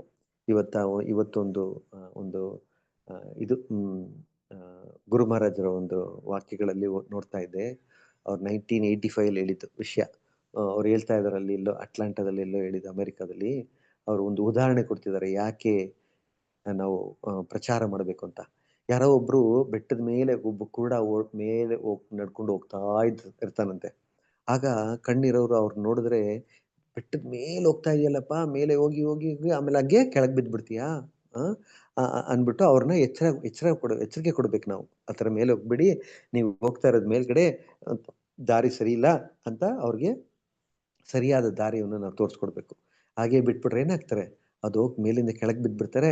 ಅದೊಂದು ದೊಡ್ಡ ಅಪರಾಧ ಆಗ್ಬಿಡುತ್ತೆ. ಅದು ಕ್ಷಮಿಸೋದಕ್ಕೆ ಸಾಧ್ಯವಾಗಲ್ಲ. ಆ ಥರ ಒಂದು ಅಪರಾಧ ಅದು. ಮನುಷ್ಯನಾಗಿ ಅಂತ ಆ ಥರ ಗುರು ಮಹಾರಾಜರು ಇರ್ತಾರೆ. ನಾವು ಈ ಪ್ರಪಂಚದಲ್ಲಿರೋ ಜನಗಳನ್ನ ಕಷ್ಟ ದಾರಿಲಿ ಹೋಗ್ತಿದ್ದಾರೆ, ಕಷ್ಟಪಡ್ತಿದ್ದಾರೆ. ಅವ್ರಿಗೆ ಒಳ್ಳೆಯ ದಾರಿ, ಭಕ್ತಿ ಮಾರ್ಗವನ್ನ, ಸಂತೋಷವಾಗಿರೋ ಮಾರ್ಗವನ್ನ ನಾವು ತೋರಿಸ್ಕೊಡದೇ ಇದ್ರೆ, ನಾವು ಹೇಗೆ ಕುರುಡನು ಬೆಟ್ಟದ ಮೇಲೆ ಹೋಗ್ತಾ ಇರುವಾಗ ಸುಮ್ಮನೆ ಇದ್ಬಿಟ್ರೆ ಹೇಗೆ ಅಪರಾಧವಾಗುತ್ತೋ, ಅದೇ ಥರನೇ ಈ ನಮ್ಮ ಜೀವನದಲ್ಲಿ ನಾವು ಕಷ್ಟಪಡ್ತಿರೋ ಆತ್ಮಗಳನ್ನು ನೋಡಿ ಅವ್ರಿಗೆ ಸಂತೋಷವಾದ ಒಂದು ದಾರಿ, ಭಕ್ತಿ ಮಾರ್ಗವನ್ನು ನಾವು ತೋರಿಸ್ಕೊಡದೇ ಇದ್ರೆ ಅದು ಒಂದು ಅಪರಾಧವೇ ಒಂದು ಭಕ್ತನ ಜೀವನದಲ್ಲಿ ಅನ್ನೋ ವಿಷಯನ ನಮಗೆ ನಾನಿವತ್ತು ಅವ್ರು ಹೇಳಿದ್ದನ್ನ ನಾನು ಕೇಳಿದೆ. ಸೊ ಅದು ಬಹಳ ಮುಖ್ಯವಾದದ್ದು. ಆದ್ದರಿಂದ ನಾವು ಪ್ರವಚನ ಮಾಡೋದು ಬಹಳ ಬಹಳ ಮುಖ್ಯ. ಇಲ್ಲ ಅಂತಂದ್ರೆ ನಾವು ಪ್ರತಿದಿನ ನಾವು ಅಪರಾಧ ಮಾಡ್ತಾ ಇರ್ತೀವಿ. ಯಾಕಂದ್ರೆ ಈ ಜೀವಾತ್ಮಗಳು ಇದೊಂದು ದುಃಖಾಲಯದಲ್ಲಿ ಅಷ್ಟೊಂದು ಕಷ್ಟಪಡ್ತಿದ್ದಾರೆ. ಆ ಒಂದು ಕರುಣೆ ನಮಗಿರ್ಬೇಕು. ಹೇಗೆ ಪ್ರಭುಪಾದರ ಹತ್ರ ಕರುಣೆ ಇತ್ತೋ, ಮಹಾಪ್ರಭು ಹತ್ರ ಕರುಣೆ ಇತ್ತೋ, ಔದಾರ್ಯ ಅವತಾರ ಅಲ್ವರ ಮಹಾಪ್ರಭುದು. ಆ ಕರುಣೆ ಹೇಗೆ ನಮ್ಮ ಗುರು ಪರಂಪರೆಯಿಂದ ಹಾಗೆಯೇ ಪ್ರಭುಪಾದರ ಹತ್ರ ಬಂದು, ನಮ್ಮ ಗುರು ಮಹಾರಾಜರ ಹತ್ರ ಬಂದು ಅವ್ರು ನಮಗ್ ಕೊಟ್ಟಿದ್ದಾರೆ. ಆಮೇಲೆ ಮತ್ತೆ ನಮ್ಮನ್ನು ಕೇಳ್ತಿದ್ದಾರೆ, ಪ್ರಚಾರ ಮಾಡಿ ಅಂತ.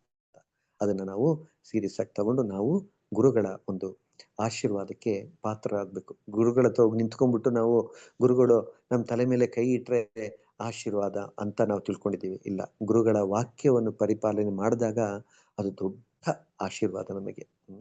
ಗುರುಗಳೇ ನಮ್ಮನ್ನು ಹುಡ್ಕೊಂಡ್ ಬರ್ತಾರೆ. ಅದೇ ಆಶೀರ್ವಾದ ಅಂತ. ಯಾಕಂದ್ರೆ ಅವ್ರಿಗೂ ಎಲ್ಲ ಗೊತ್ತಾಗುತ್ತೆ. ಸುಮ್ಮನೆ ಹೋಗಿ ನಿಂತ್ಕೊಂಡ್ಬಿಟ್ಟು ನನಗೆ ಆ ಆಶೀರ್ವಾದ ಮಾಡಿ, ಗುರು ಮಹಾರಾಜ್ ನನಗೆ ಇದು ಆಶೀರ್ವಾದ ಮಾಡಿ, ಗುರು ಮಹಾರಾಜ್ ಇದ ಅವ್ರಿಗೆಲ್ಲ ಅರ್ಥ ಆಗುತ್ತೆ.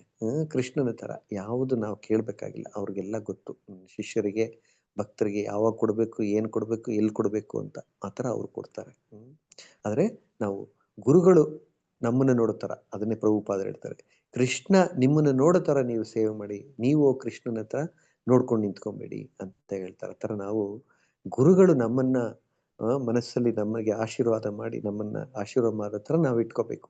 ನಾವು ಓಡೋಗಿ ಗುರುಗಳ ಹತ್ರ ಎಲ್ಲ ಸುತ್ಕೊಂಡ್ಬಿಟ್ಟು ಅವರು ನಮಗೆ ತಲೆ ಮೇಲೆ ಕೈ ಇಟ್ಟರೆ ಆಶೀರ್ವಾದ, ಅದು ಆಶೀರ್ವಾದನೇ. ಈ ಆಶೀರ್ವಾದ ಬಹಳ ಉನ್ನತವಾದದ್ದು ಅಂತ ಹೇಳಲಿಕ್ಕೆ ನಾನು ಇಚ್ಛೆ ಪಟ್ಕೊಂಡು ಈ ದಿನದ ಒಂದು ಕಾರ್ಯಕ್ರಮವನ್ನು ಮುಗಿಸ್ಕೊಳ್ತೇನೆ.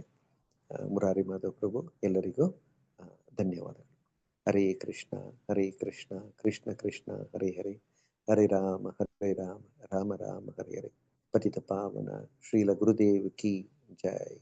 ಜಗದ್ಗುರು ಶ್ರೀಲ ಗುರುದೇವ್ ಶ್ರೀಲ ಪ್ರಭುಪಾದ ಕಿ ಜೈ. ಅನಂತ ಕೋಟಿ ವೈಷ್ಣವ ವೃಂದ ಕಿ ಜೈ. ಹರೇ ಕೃಷ್ಣ. ಹರೇ ಕೃಷ್ಣ. ಯಾರಾದ್ರೂ ಭಕ್ತರು ಪ್ರಭುಜಿಯವರು ಹೇಳಿದಂತ ಮನದಟ್ಟಾದಂತ ಕೆಲವು ವಿಷಯಗಳನ್ನ ಮೆಲುಕು ಹಾಕಕ್ಕೆ ಬಯಸ್ತೀರಾ? ಇವತ್ತೇನ್ ಕಲ್ತ್ಕೊಂಡ್ರಿ ಪ್ರಭುಜಿಯವರ ಈ ಒಂದಿಷ್ಟು ಅವರ ಪ್ರವಚನದಲ್ಲಿ, ಅವರ ನಮ್ ಜೊತೆ ಹಂಚ್ಕೊಂಡೋದ್ರಲ್ಲಿ ಯಾರಾದ್ರೂ ಹೇಳಕ್ ಬಯಸ್ತೀರಾ? ಅದು ತುಂಬಾ ಇಷ್ಟ ಆದಂತ ಕೆಲವು ಪಾಯಿಂಟ್ಸ್ ಹೇಳಿ, ಇದೊಂದು ರಿವಿಷನ್ ಆಗುತ್ತೆ, ಮೆಲುಕಾಗತ್ತೆ. ಹರೇ ಕೃಷ್ಣ. ಹರೇ ಕೃಷ್ಣ ಪ್ರಭು. ಸತಾಕೇಶ ಪ್ರಭು ದಂಡವಾದ ಪ್ರಣಾಮ್. ಒಬ್ಬೊಬ್ರೆ ಹೇಳಿ ಮಾತಾಜಿ. ಯಾರು ಹೇಳ್ತಾರೆ ಹೇಳಿ? ಯಾರಾದ್ರೂ ನೀವೇ ಸ್ಟಾರ್ಟ್ ಮಾಡಿ ಮಾತಾಜಿ. ಮಂಗಳಪ್ರದ ಮಾತಾಜಿ ನೀವು ಮಾಡಿ. ಹರೇ ಕೃಷ್ಣ ಪ್ರಭು ದಂಡವಾದ ಪ್ರಣಾಮ್. ನಾನು ಒಂದ್ಸರಿ ಕೇರಳಕ್ಕೆ ಹೋದಾಗ ಜಗತ್ಸಾಸಿ ಪ್ರಭು ಅಲ್ಲಿ ಇಸ್ಕಾನ್ಗೆ ಹೋಗಿದ್ವಿ ಪ್ರಭು. ಅಲ್ಲಿ ಒಂದು ನಮ್ಮ ಮಾತಾಜಿ ಸುಭದ್ರ ಮಾತಾಜಿ ಒಂದು ಸೇವೆ ಕೊಟ್ಟಿದ್ರು ಬ್ರಹ್ಮಚಾರಿಗಳಿಗೆಲ್ಲ. ಅದೇ ಅಡುಗೆ ಮಾಡ್ತಾ ಇದ್ರು, ಅಲ್ಲಿ ಸೇವೆ ಕೊಟ್ಟಿದ್ರು ಒಂದು ರೂಮಲ್ಲಿ ಮಾಡಿದ್ರೆ. ಅದೆಲ್ಲ ಮಾಡ್ಬಿಟ್ಟು ಗುರು ಮಹಾರಾಜರು ಒಂದು ಪ್ರವಚನ ಕೊಡ್ತಾವ್ರೆ ಒಂದು ಇದ್ರಲ್ಲಿ ಟೆಂಟಲ್ಲಿ. ಅಲ್ಲಿಗೆ ಹೋಗ್ಬೇಕು, ಎಲ್ಲ ಹೋಗ್ತಾವ್ರೆ, ನಾವು ಮಾತ್ರ ಅಲ್ಲಿ ಸೇವೆ ಮಾಡ್ಕೊಂಡಿದ್ವಿ. ಅಯ್ಯೋ ನಾವು ನೋಡ್ಬೇಕು ಗುರು ಮಹಾರಾಜರನ್ನ ನಾನು ನೋಡ್ಬೇಕು ಅಂತ ಹೇಳ್ಬಿಟ್ಟು ಜಲ್ದಿ ಅಲ್ಲಿ ಸೇವೆ ಮುಗಿಸ್ಬಿಟ್ಟು ಬರ್ತಾ ಇದ್ದೀವಿ ಪ್ರಭು. ಬರ್ತಾ ಇದ್ರೆ ನಮ್ಮ ದಾರಿನಲ್ಲೇ ಬರ್ತಾವ್ರೆ ಪ್ರಭುಗಳೆಲ್ಲ ತಗೊಂಡು ಇದ್ರಲ್ಲಿ ಚೇರಲ್ಲಿ. ನಂಗೆ ತುಂಬಾ ಖುಷಿ ಆಯ್ತು. ಅಲ್ಲೇ ದಂಡವಾದ ಮಾಡಿ ಬಂದೆ ಪ್ರಭು. ಅದೊಂದು ನಂಗೆ ತುಂಬಾ ಇಷ್ಟ ಆಯ್ತು. ಅದು ಅದೇ ನಾವು ಗುರುಗೆ ಆಸೆ ಪಟ್ರೆ ಎಲ್ಲಾದ್ರೂ ನಮ್ಗೆ ಗುರುಗ್ ಗೊತ್ತಾಗುತ್ತೆ ಪ್ರಭು ನಮ್ಗೆ. ಹರೇ ಕೃಷ್ಣ ಪ್ರಭು ಪ್ರಣಾಮ್. ಹರೇ ಕೃಷ್ಣ ಪ್ರಭು. ಹರೇ ಕೃಷ್ಣ ಪ್ರಭು. ಗುರು ಮಹಾರಾಜರಿಗೆ ಜಾಸ್ತಿ ನಾನು ಏನು ಹೇಳಕ್ ಹೋಗಲ್ಲ. ಅಂದ್ರೆ ಶಿಷ್ಯರ ಬಗ್ಗೆ ಎಲ್ಲ ಗೊತ್ತಾಗ್ಬಿಡುತ್ತೆ ಪ್ರಭು, ಯಾರು ಏನು ಹೇಗೆ ಅಂತ. ಅದೊಂದು ನಮ್ಗೆ ತುಂಬಾ ಇಷ್ಟ. ಹರೇ ಕೃಷ್ಣ ಪ್ರಭು. ದಂಡೋತ್. ಹರೇ ಕೃಷ್ಣ ಪ್ರಭು. ಅವ್ರದ್ದು ಗುಣ ಅಂದ್ರೆ ಈ ಭಕ್ತರ ನನ್ಗೋಸ್ಕರ ಎಷ್ಟು ಆಕಾಂಕ್ಷೆ ಇಟ್ಕೊಂಡಿರೋದಂದ್ರೆ ಪ್ರತಿಯೊಂದು ಗೊತ್ತಾಗತ್ತೆ. ಇದು ನಮ್ ಜೀವನದಲ್ಲೂ ಕೂಡ ನಡೆದಿದೆ ಪ್ರಭು. ನಾವು ಯಾವಾಗ ಗುರು ಆಶ್ರಯ ತಗೋಬೇಕಾದ್ರೆ ಅವತ್ತಿನ ದಿನಾನೇ ಗೊತ್ತಿರ್ಲಿಲ್ಲ ನಮ್ಗೆ. ಪೇಪರ್ ಎಲ್ಲ ಬರೀರಿ ಅಂತ ಹೇಳಿದ್ರು, ಬರ್ದಿದ್ವಿ ನಾವು. ಬಟ್ ಯಾವಾಗ ಬರ್ತಾರೆ ಮಹಾರಾಜ್ ಗೊತ್ತಿಲ್ಲ, ಬಂದಾಗ ಆಗತ್ತೆ, ನೀವು ರೆಡಿ ಆಗಿರಿ ಅಂತ ಹೇಳಿದ್ರು.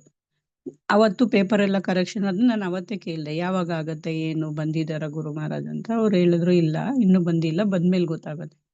ನನ್ಗೆ ಒಂಥರ ಅದು ಇಂಟರ್ವ್ಯೂ ಎಲ್ಲ ಆಯ್ತು. ಅದಾದ್ಮೇಲೆ ಬರೋವಾಗ ಅನಿಸ್ತು, ಅಯ್ಯೋ ಮತ್ತೆ ಯಾವಾಗ ಆಗುತ್ತೋ ಏನೋ, ಮತ್ತೆ ನಾವ್ ಎಷ್ಟ್ ದಿನ ಕಾಯ್ಬೇಕು ಅಂತ ಮನ್ಸಲ್ಲಿ ಅನ್ಕೊಂಡೆ ಬಂದೆ. ಮನೆಗೆ ನಾನು ರೀಚ್ ಆಗೋಷ್ಟೊತ್ತಿಗೆ ಮತ್ತೆ ಇನ್ನೊಂದು ಫೋನ್ ಬಂತು, ಮತ್ತೆ ನಾಳೆ ಸಾಯಂಕಾಲನೇ ಗುರು ಆಶ್ರಯ ಪ್ರೋಗ್ರಾಮ್ ಇದೆ, ದಯವಿಟ್ಟು ಎಲ್ಲಾರು ಶ್ರೀಹರಿಪುರಂ ಟೆಂಪಲ್ ಬರ್ಬೇಕು ಅಂತ.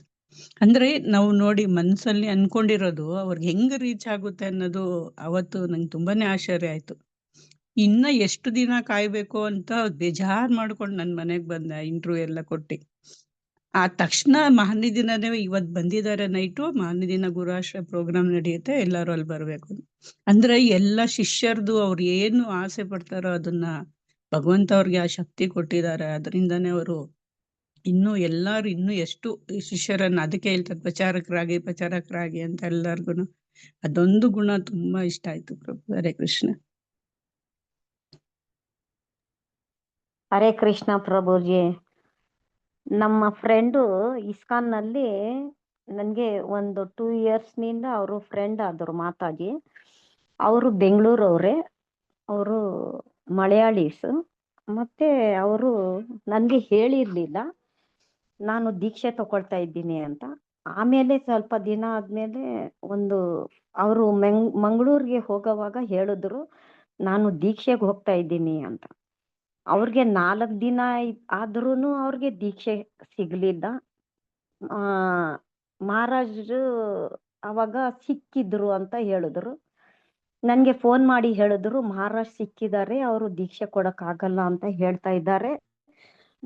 ಮತ್ತೆ ನನಗೆ ಹೇಳಿದ್ರು ಮಾತಾಜಿ ನೀವು ಪ್ರೇ ಮಾಡಿದ್ರೆ ನನಗೆ ಆಗುತ್ತೆ, ನೀವು ಪ್ರೇ ಮಾಡಿ ಅಂತ ಹೇಳಿದ್ರು. ಸರಿ ಮಾತಾಜಿ, ಇವತ್ತು ನಾನು ರಾತ್ರಿನೇ ಪ್ರೇ ಮಾಡ್ತೀನಿ, ನಿಂಗೆ ದೀಕ್ಷೆ ಸಿಗುತ್ತೆ, ನೀವು ವಾಪಸ್ ಹೆಂಗೂ ಬರಲ್ಲ, ನಿಂಗೆ ದೀಕ್ಷೆ ಆಗುತ್ತೇನೆ ಅಂತ ನಾನು ತಿಳಿದಿದ್ದೀನಿ, ನೀವು ಅಲ್ಲೇ ಇರ್ರಿ ಅಂತ ಹೇಳಿದೆ. ಅದಕ್ಕೆ ಅವರು ಅಲ್ಲೇ ಇದ್ದು ಬೇರೆ ದಿನ ದೀಕ್ಷೆ ಅವರ ಸೆಕ್ರೆಟ್ರಿ ಆ ಥರ ಹೇಳಿದ್ರಂತೆ ಅವರು ದೀಕ್ಷೆ ಕೊಡೋದಿಕ್ಕೆ, ಅವ್ರಿಗೆ ಬಂದಿರೋರ್ಗೆ ದೀಕ್ಷೆ ಕೊಡಿ ಅಂತ. ಮತ್ತೆ ನನಗೆ ಬೇರೆ ದಿನ ಹೇಳಿದ್ರು ಅವ್ರ ಸೆಕ್ರೆಟ್ರಿ ನನಗೆ ಅವ್ರು ಕೂಡಿಸಿ ಅವ್ರ ಸೆಕ್ರೆಟ್ರಿ ಹತ್ರ ದೀಕ್ಷೆ ಕೊಡ್ಸಿದ್ದಾರೆ ಮಾತಾಜಿ ಅಂತ. ಮಾತಾಜಿ ಅವರು ಸಿಕ್ಕಿದ್ದಾರೆ ಅಂತ ಅವ್ರ ಜೊತೆನಲ್ಲಿ ಅವ್ರು ಇದ್ದು ಅವ್ರು ಕೊಡ್ಸಿದ್ದಾರೆ, ಏನು ಪರವಾಗಿಲ್ಲ ಅಂತ ಹೇಳಿದ್ದಕ್ಕೆ ಅವ್ರು ಬಂದು ನನಗೆ ಕಾಲು ಮುಗಿದ್ರು. ಅಷ್ಟು ನೀವು ಪ್ರೇ ಮಾಡಿದ್ದೀರಾ, ಅಷ್ಟಾದ್ರೂ ನನಗೆ ದೀಕ್ಷೆ ಸಿಕ್ಕಿದೆ ಗುರು ಮಹಾರಾಜ್ ಹತ್ರ ಅಂತ. ಹರೇ ಕೃಷ್ಣ ಪ್ರಭು, ದಂಡೋತ್ ಹರೇ ಪ್ರಣಾಮ. ಕೃಷ್ಣ ಪ್ರಭು. ಹರೇ ಕೃಷ್ಣ ಪ್ರಭು. ನೀವ್ ಹೇಳಿದ್ರಲ್ಲ ಗುರು ಮಹಾರಾಜ ಆ ಮಾಲೆ ತಗೊಂಡು ಆ 4 ಡಿವೋಟಿ ಸಲುವಾಗಿ ಕಾಯ್ತಾ ಇದ್ರು ಅಂತ, ಆ ಲೀಲೆ ನಂಗೆ ತುಂಬಾ ಇಷ್ಟ ಆಯ್ತು ಪ್ರಭು. ಆಮೇಲೆ ಇನ್ನೊಂದು, ಆ ಮಾತಾಜಿ ಅಮೆರಿಕಾದಿಂದ ಬಂದವರು, ಅವ್ರನ್ನ ದರ್ಶನ ಮಾಡಿಲ್ಲ 1 ತಿಂಗಳವರೆಗೂ ನಾನು ಅಂತ ಎಷ್ಟು ದುಃಖದಿಂದ ಅವ್ರು ಬರ್ತಾ ಇರ್ತಾರೆ. ಅದು ಆ ಗುರು ಮಹಾರಾಜ್ಗೆ ಹೇಗ್ ಗೊತ್ತಾಗ್ತದೆ ಅದು, ಅವ್ರ ಹಣ್ಣಿನ ಅಂಗಡಿಯಲ್ಲಿ ನಿಂತ್ಕೊಂಡು ಅವ್ರು ಬಾರ್ಗಿನ್ ಮಾಡ್ಕೊಂಡು ಅವ್ರಿಗೆ ದರ್ಶನ ಕೊಡ್ಬೇಕು ಅಂತ ಕಾಯ್ತಾ ಇದ್ರು ಅಂತ. ಆ ಲೀಲೆ ನಿಜವಾಗ್ಲೂ ತುಂಬಾ ಗ್ರೇಟ್ ಲೀಲೆ ಪ್ರಭು. ಅದ್ ಕೇಳಿ ನಂಗೆ ತುಂಬಾ ಸಂತೋಷ ಆಯ್ತು. ಹರೇ ಕೃಷ್ಣ ಅವರು. ಹರೇ ಕೃಷ್ಣ ಪ್ರಭು.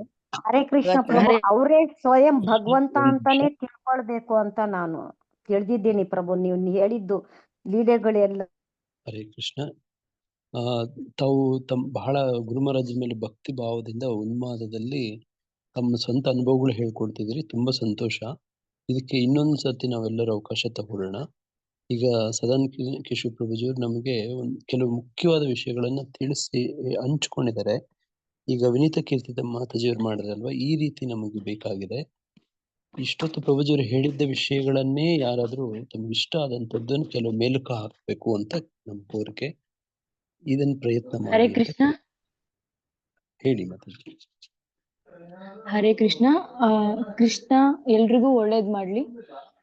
ನಾವೇನು ಫಸ್ಟ್ನೇ ಯುಗದಲ್ಲಿ ಕೃಷ್ಣ ಇದ್ದ ಆಗ, ಬಟ್ ಜನಗಳು ಇರ್ಲಿಲ್ಲ, ಭೂಮಿ ಇನ್ನೂ ಇದಾಗಿರ್ಲಿಲ್ಲ. ಆಗೆಲ್ಲ ಭಗವದ್ಗೀತೆ, ರಾಮಾಯಣ, ಮಹಾಭಾರತ ಎಲ್ಲಾ ಮಾಡಿ ಹೋದ್ರು ದೇವರುಗಳು. ಅದೇನಕ್ ಮಾಡಿದ್ರು ಅಂದ್ರೆ ಈ ಯುಗದಲ್ಲಿ ಇದಾಗ್ಬೇಕು ಅನ್ನೋದಿತ್ತು, ಆಯ್ತು. ಬಟ್ ಕಲಿಯುಗದಲ್ಲಿ ನಾವು ಮಾಡಿರೋ ತತ್ವಗಳು, ನಾವೇನೋ ಹೇಳಿಕೆಗಳು, ಭಕ್ತಿಗಳು ಏನೇನಿದ್ವು ಅದೆಲ್ಲ ಕಲಿಯುಗದಲ್ಲಿ ಕಾಣಿಸ್ಬೇಕು ಅಂತ ಮಾಡಿದ್ರು ಅನ್ಸುತ್ತೆ ಅವರು. ಬಟ್ ಕಲಿಯುಗದಲ್ಲಿ ಎಲ್ಲೆಲ್ಲಿ ದೇವರ ಆರಾಧ್ಯ ಇರಲ್ವೋ ಆ ತರದ ಪ್ಲೇಸ್ ಅಲ್ಲಿ ಈ ತರ ಗುರುಜಿನೇ ಕಳಿಸ್ತಾನೆ.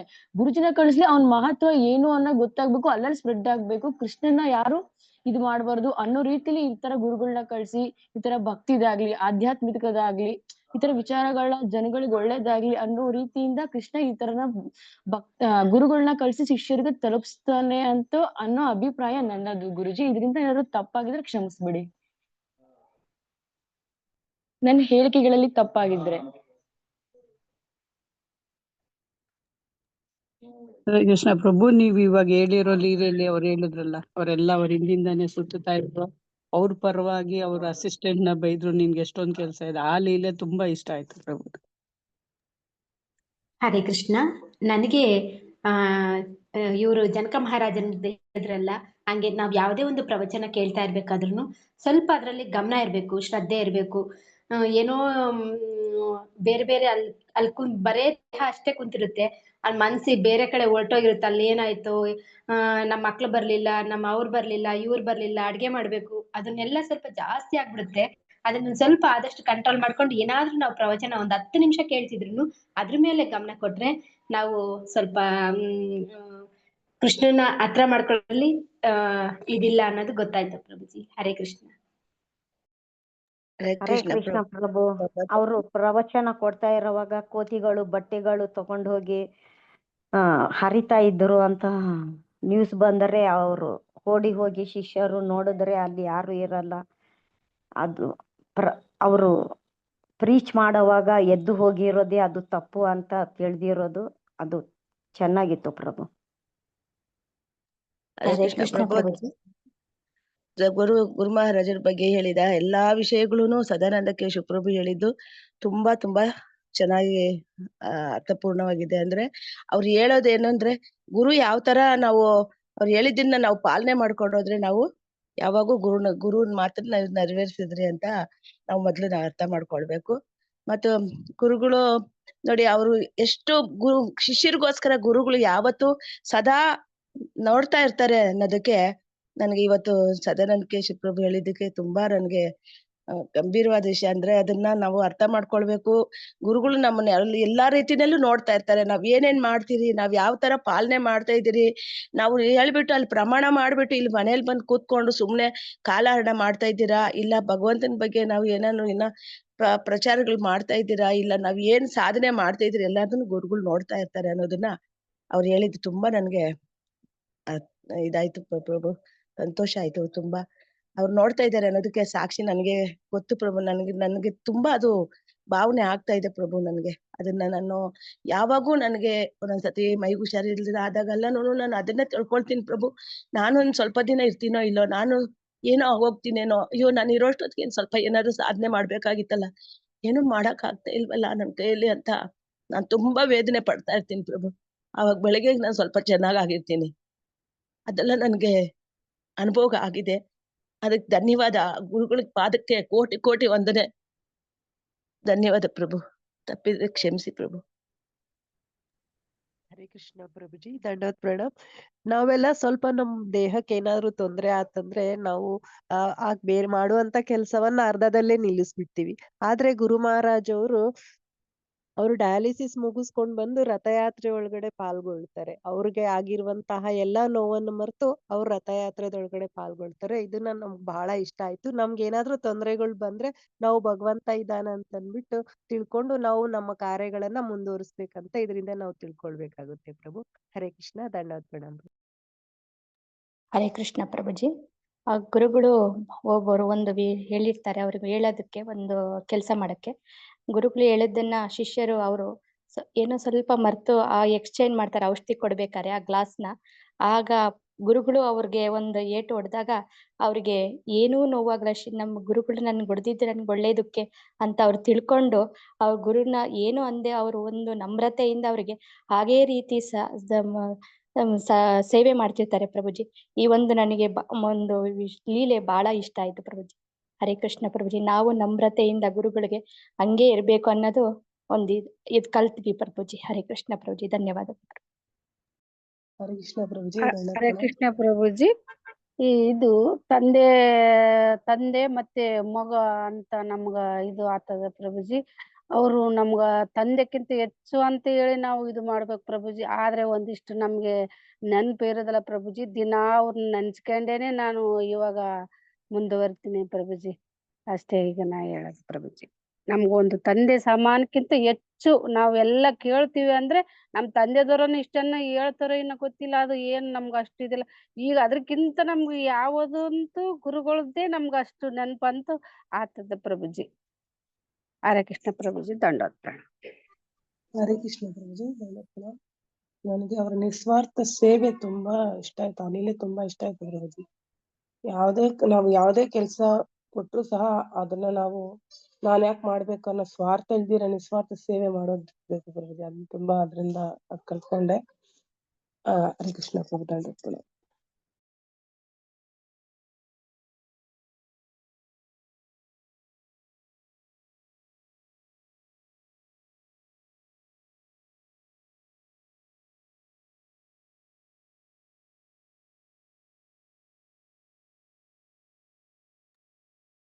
ಹರೇ ಕೃಷ್ಣ. ಧನ್ಯವಾದಗಳು ಮಾತಾಜಿ. ಎಲ್ರೂ ತುಂಬಾ ಚೆನ್ನಾಗಿ ಇವತ್ತಿನ ಪ್ರವಚನವನ್ನ ಪ್ರಭುಗಳು ಹೇಗೆ ತಿಳಿಸ್ಕೊಟ್ರು ಅದನ್ನೆಲ್ಲ ತುಂಬಾ ಮನದಟ್ಟು ಮಾಡ್ಕೊಂಡು ಎಲ್ರು ತುಂಬಾ ಚೆನ್ನಾಗಿ ಹೇಳಿದೀರಾ. ಗುರು ಮಹಾರಾಜ್ ಅಂದ್ರೇನೆ ಹಾಗೆ ಅವ್ರು ಮಾಡೋ ಲೀಲೆಗಳಂತೂ ಎಲ್ಲ ಅತ್ಯದ್ಭುತಾನೆ ಅಂತಾನೆ ಹೇಳ್ಬೋದು. ಅದ್ರಲ್ಲಿ ನಮ್ ಸದಾನಂದ ಕೇಶವ ಪ್ರಭುಜಿ ಅವರು ತುಂಬಾ ತುಂಬಾ ಚೆನ್ನಾಗಿರೋ ಲೀಲೆಗಳನ್ನ ಇವತ್ತು ನಮ್ಮೆಲ್ಲರ ಜೊತೆ ಶೇರ್ ಮಾಡ್ಕೊಂಡಿದ್ದಾರೆ. ಸದಾನಂದ ಕೇಶವ ಪ್ರಭುಜಿಗೆ ಎಲ್ಲ ವೈಷ್ಣವರ ಪರವಾಗಿ ಧನ್ಯವಾದಗಳು ಹಾಗೂ ದಂಡವಾದ ಪ್ರಣಾಮ್. ಹರೇ ಕೃಷ್ಣ ಪ್ರಭು. Thank you so much. Hare Krishna. Thank you. ದಂಡವತ್ ಪ್ರಣಾಮ. ಥ್ಯಾಂಕ್ ಯು ಪ್ರಭು. ಥ್ಯಾಂಕ್ ಯು ಸೊ ಮಚ್ ಪ್ರಭು. ಈಗ ನರಸಿಂಹ ಪ್ರಣತಿ ಹಾಡ್ಬೇಕಾಗಿ ಲಹರಿ ಮಾತಾಜಿ ಅವರಲ್ಲಿ ವಿನಂತಿ. ಹರೇ ಕೃಷ್ಣ ಮಾತಾಜಿ. ಹರೇ ಕೃಷ್ಣ. ಹರೇ ಕೃಷ್ಣ. ಹರೇ ಕೃಷ್ಣ.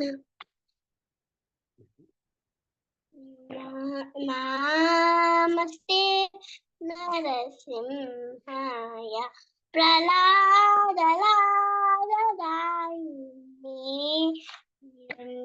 ಹಿರಣ್ಯಕಾಶಿ ಪೂರ್ವಕ್ಷಃ ಶಿಲಟಂಕಾನಕಾಲಾಯೇ ಹಿತೋ ನರಸಿಂಹ ಭರತೋ ನರಸಿಂಹ ಯತೋ ಯತೋ ಯಾಮಿ ತತೋ ನರಸಿಂಹ ಭಯೇ ನರಸಿಂಹ ಹೃದಯೇ ನರಸಿಂಹ ನರಸಿಂಹಂ ಶರಣಂ ಪ್ರಪತೆ ತವ ಕರ ಕಮಲವರೇ ನಕಾಂ ಅದ್ಭುತ ಶೃಂಗಾಂ ಲಲಿತ ಹಿರಣ್ಯಕಶಿಪು ತನುಭೃಂಗಾಂ ಕೇಶವದ್ರಿ ನರಹರಿ ರೂಪ ಜೈ ಜಗದೀಶ ಹರೇ ಜೈ ಜಗದೀಶ ಹರೇ ಜಯೋ ಲಕ್ಷ್ಮೀ ನರಸಿಂಹ ಜಯೋ ಅನಂತ ದೇ ಜಯೋ ಲಕ್ಷ್ಮೀ ನರಸಿಂಹ ಜಯೋ ಅನಂತ ದೇ ಜಯೋ ಪ್ರಭುಪಾದ ಜಯೋ ಪ್ರಹ್ಲಾದ ಜಯೋ ಪ್ರಹ್ಲಾದ ಮಹಾರಾಜ್ ಜಯೋ ಪ್ರಹ್ಲಾದ ಮಹಾರಾಜ್ ಜಯೋ ಪ್ರಹ್ಲಾದ ಮಹಾರಾಜ್ ಜಯೋ ಪ್ರಭುಪಾದ ಜಯ ಪ್ರಭುಪಾದ ಜಯ ಪ್ರಭುಪಾದ ಜಯ ಪದ ದೇವ ಜಯ ಗುರುದೇವ ಜಯ ಗುರುದೇವ ಜಯ ಗುರುದೇವ ಜಯ ಗುರು ಹರಿ ಬೋಲ್ ಹರಿ ಬೋಲ್ ಗೌರ ಹರಿ ಬೋಲ್ ಹರಿ ಬೋಲ್ ಹರಿ ಬೋಲ್ ಹರಿ ಬೋಲ್. ತುಂಬಾ ಚೆನ್ನಾಗಿ ಹರಿ ಹರಿ ಬೋಲ್. ಚಿನ್ನಮ್ಮ ಮೂವಿಗೆ ಹೋಗಿದ್ದ ಚಿನ್ನು ಮೂವಿಗೆ ಹೋಗಿದ್ದ ನರಸಿಂಹಸ್ವಾಮಿ ಮೂವಿಗೆ ಹೋಗಿದ್ದ ಹಾ ಮಾತಾಜಿ. ಮಾತಾಜಿ ಪ್ರಹ್ಲಾದ್ ಮಹಾರಾಜರು ಮಾಡಿದಾರಲ್ವಾ ಮಹಾವತಾರಲ್ಲಿ, ಸೇಮ್ ಹಂಗೆ ಇದಾರೆ ನೋಡಿ ಲಹರಿ ಮಾತಾಜಿ. ಹೌದು ಮಾತಾಜಿ. ಚೆನ್ನಾಗಿತ್ತ ಚಿನ್ನಮ್ಮ ಮೂವಿ ಚೆನ್ನಾಗಿತ್ತ? ಹೋಗ್ತಿದ್ದೆ.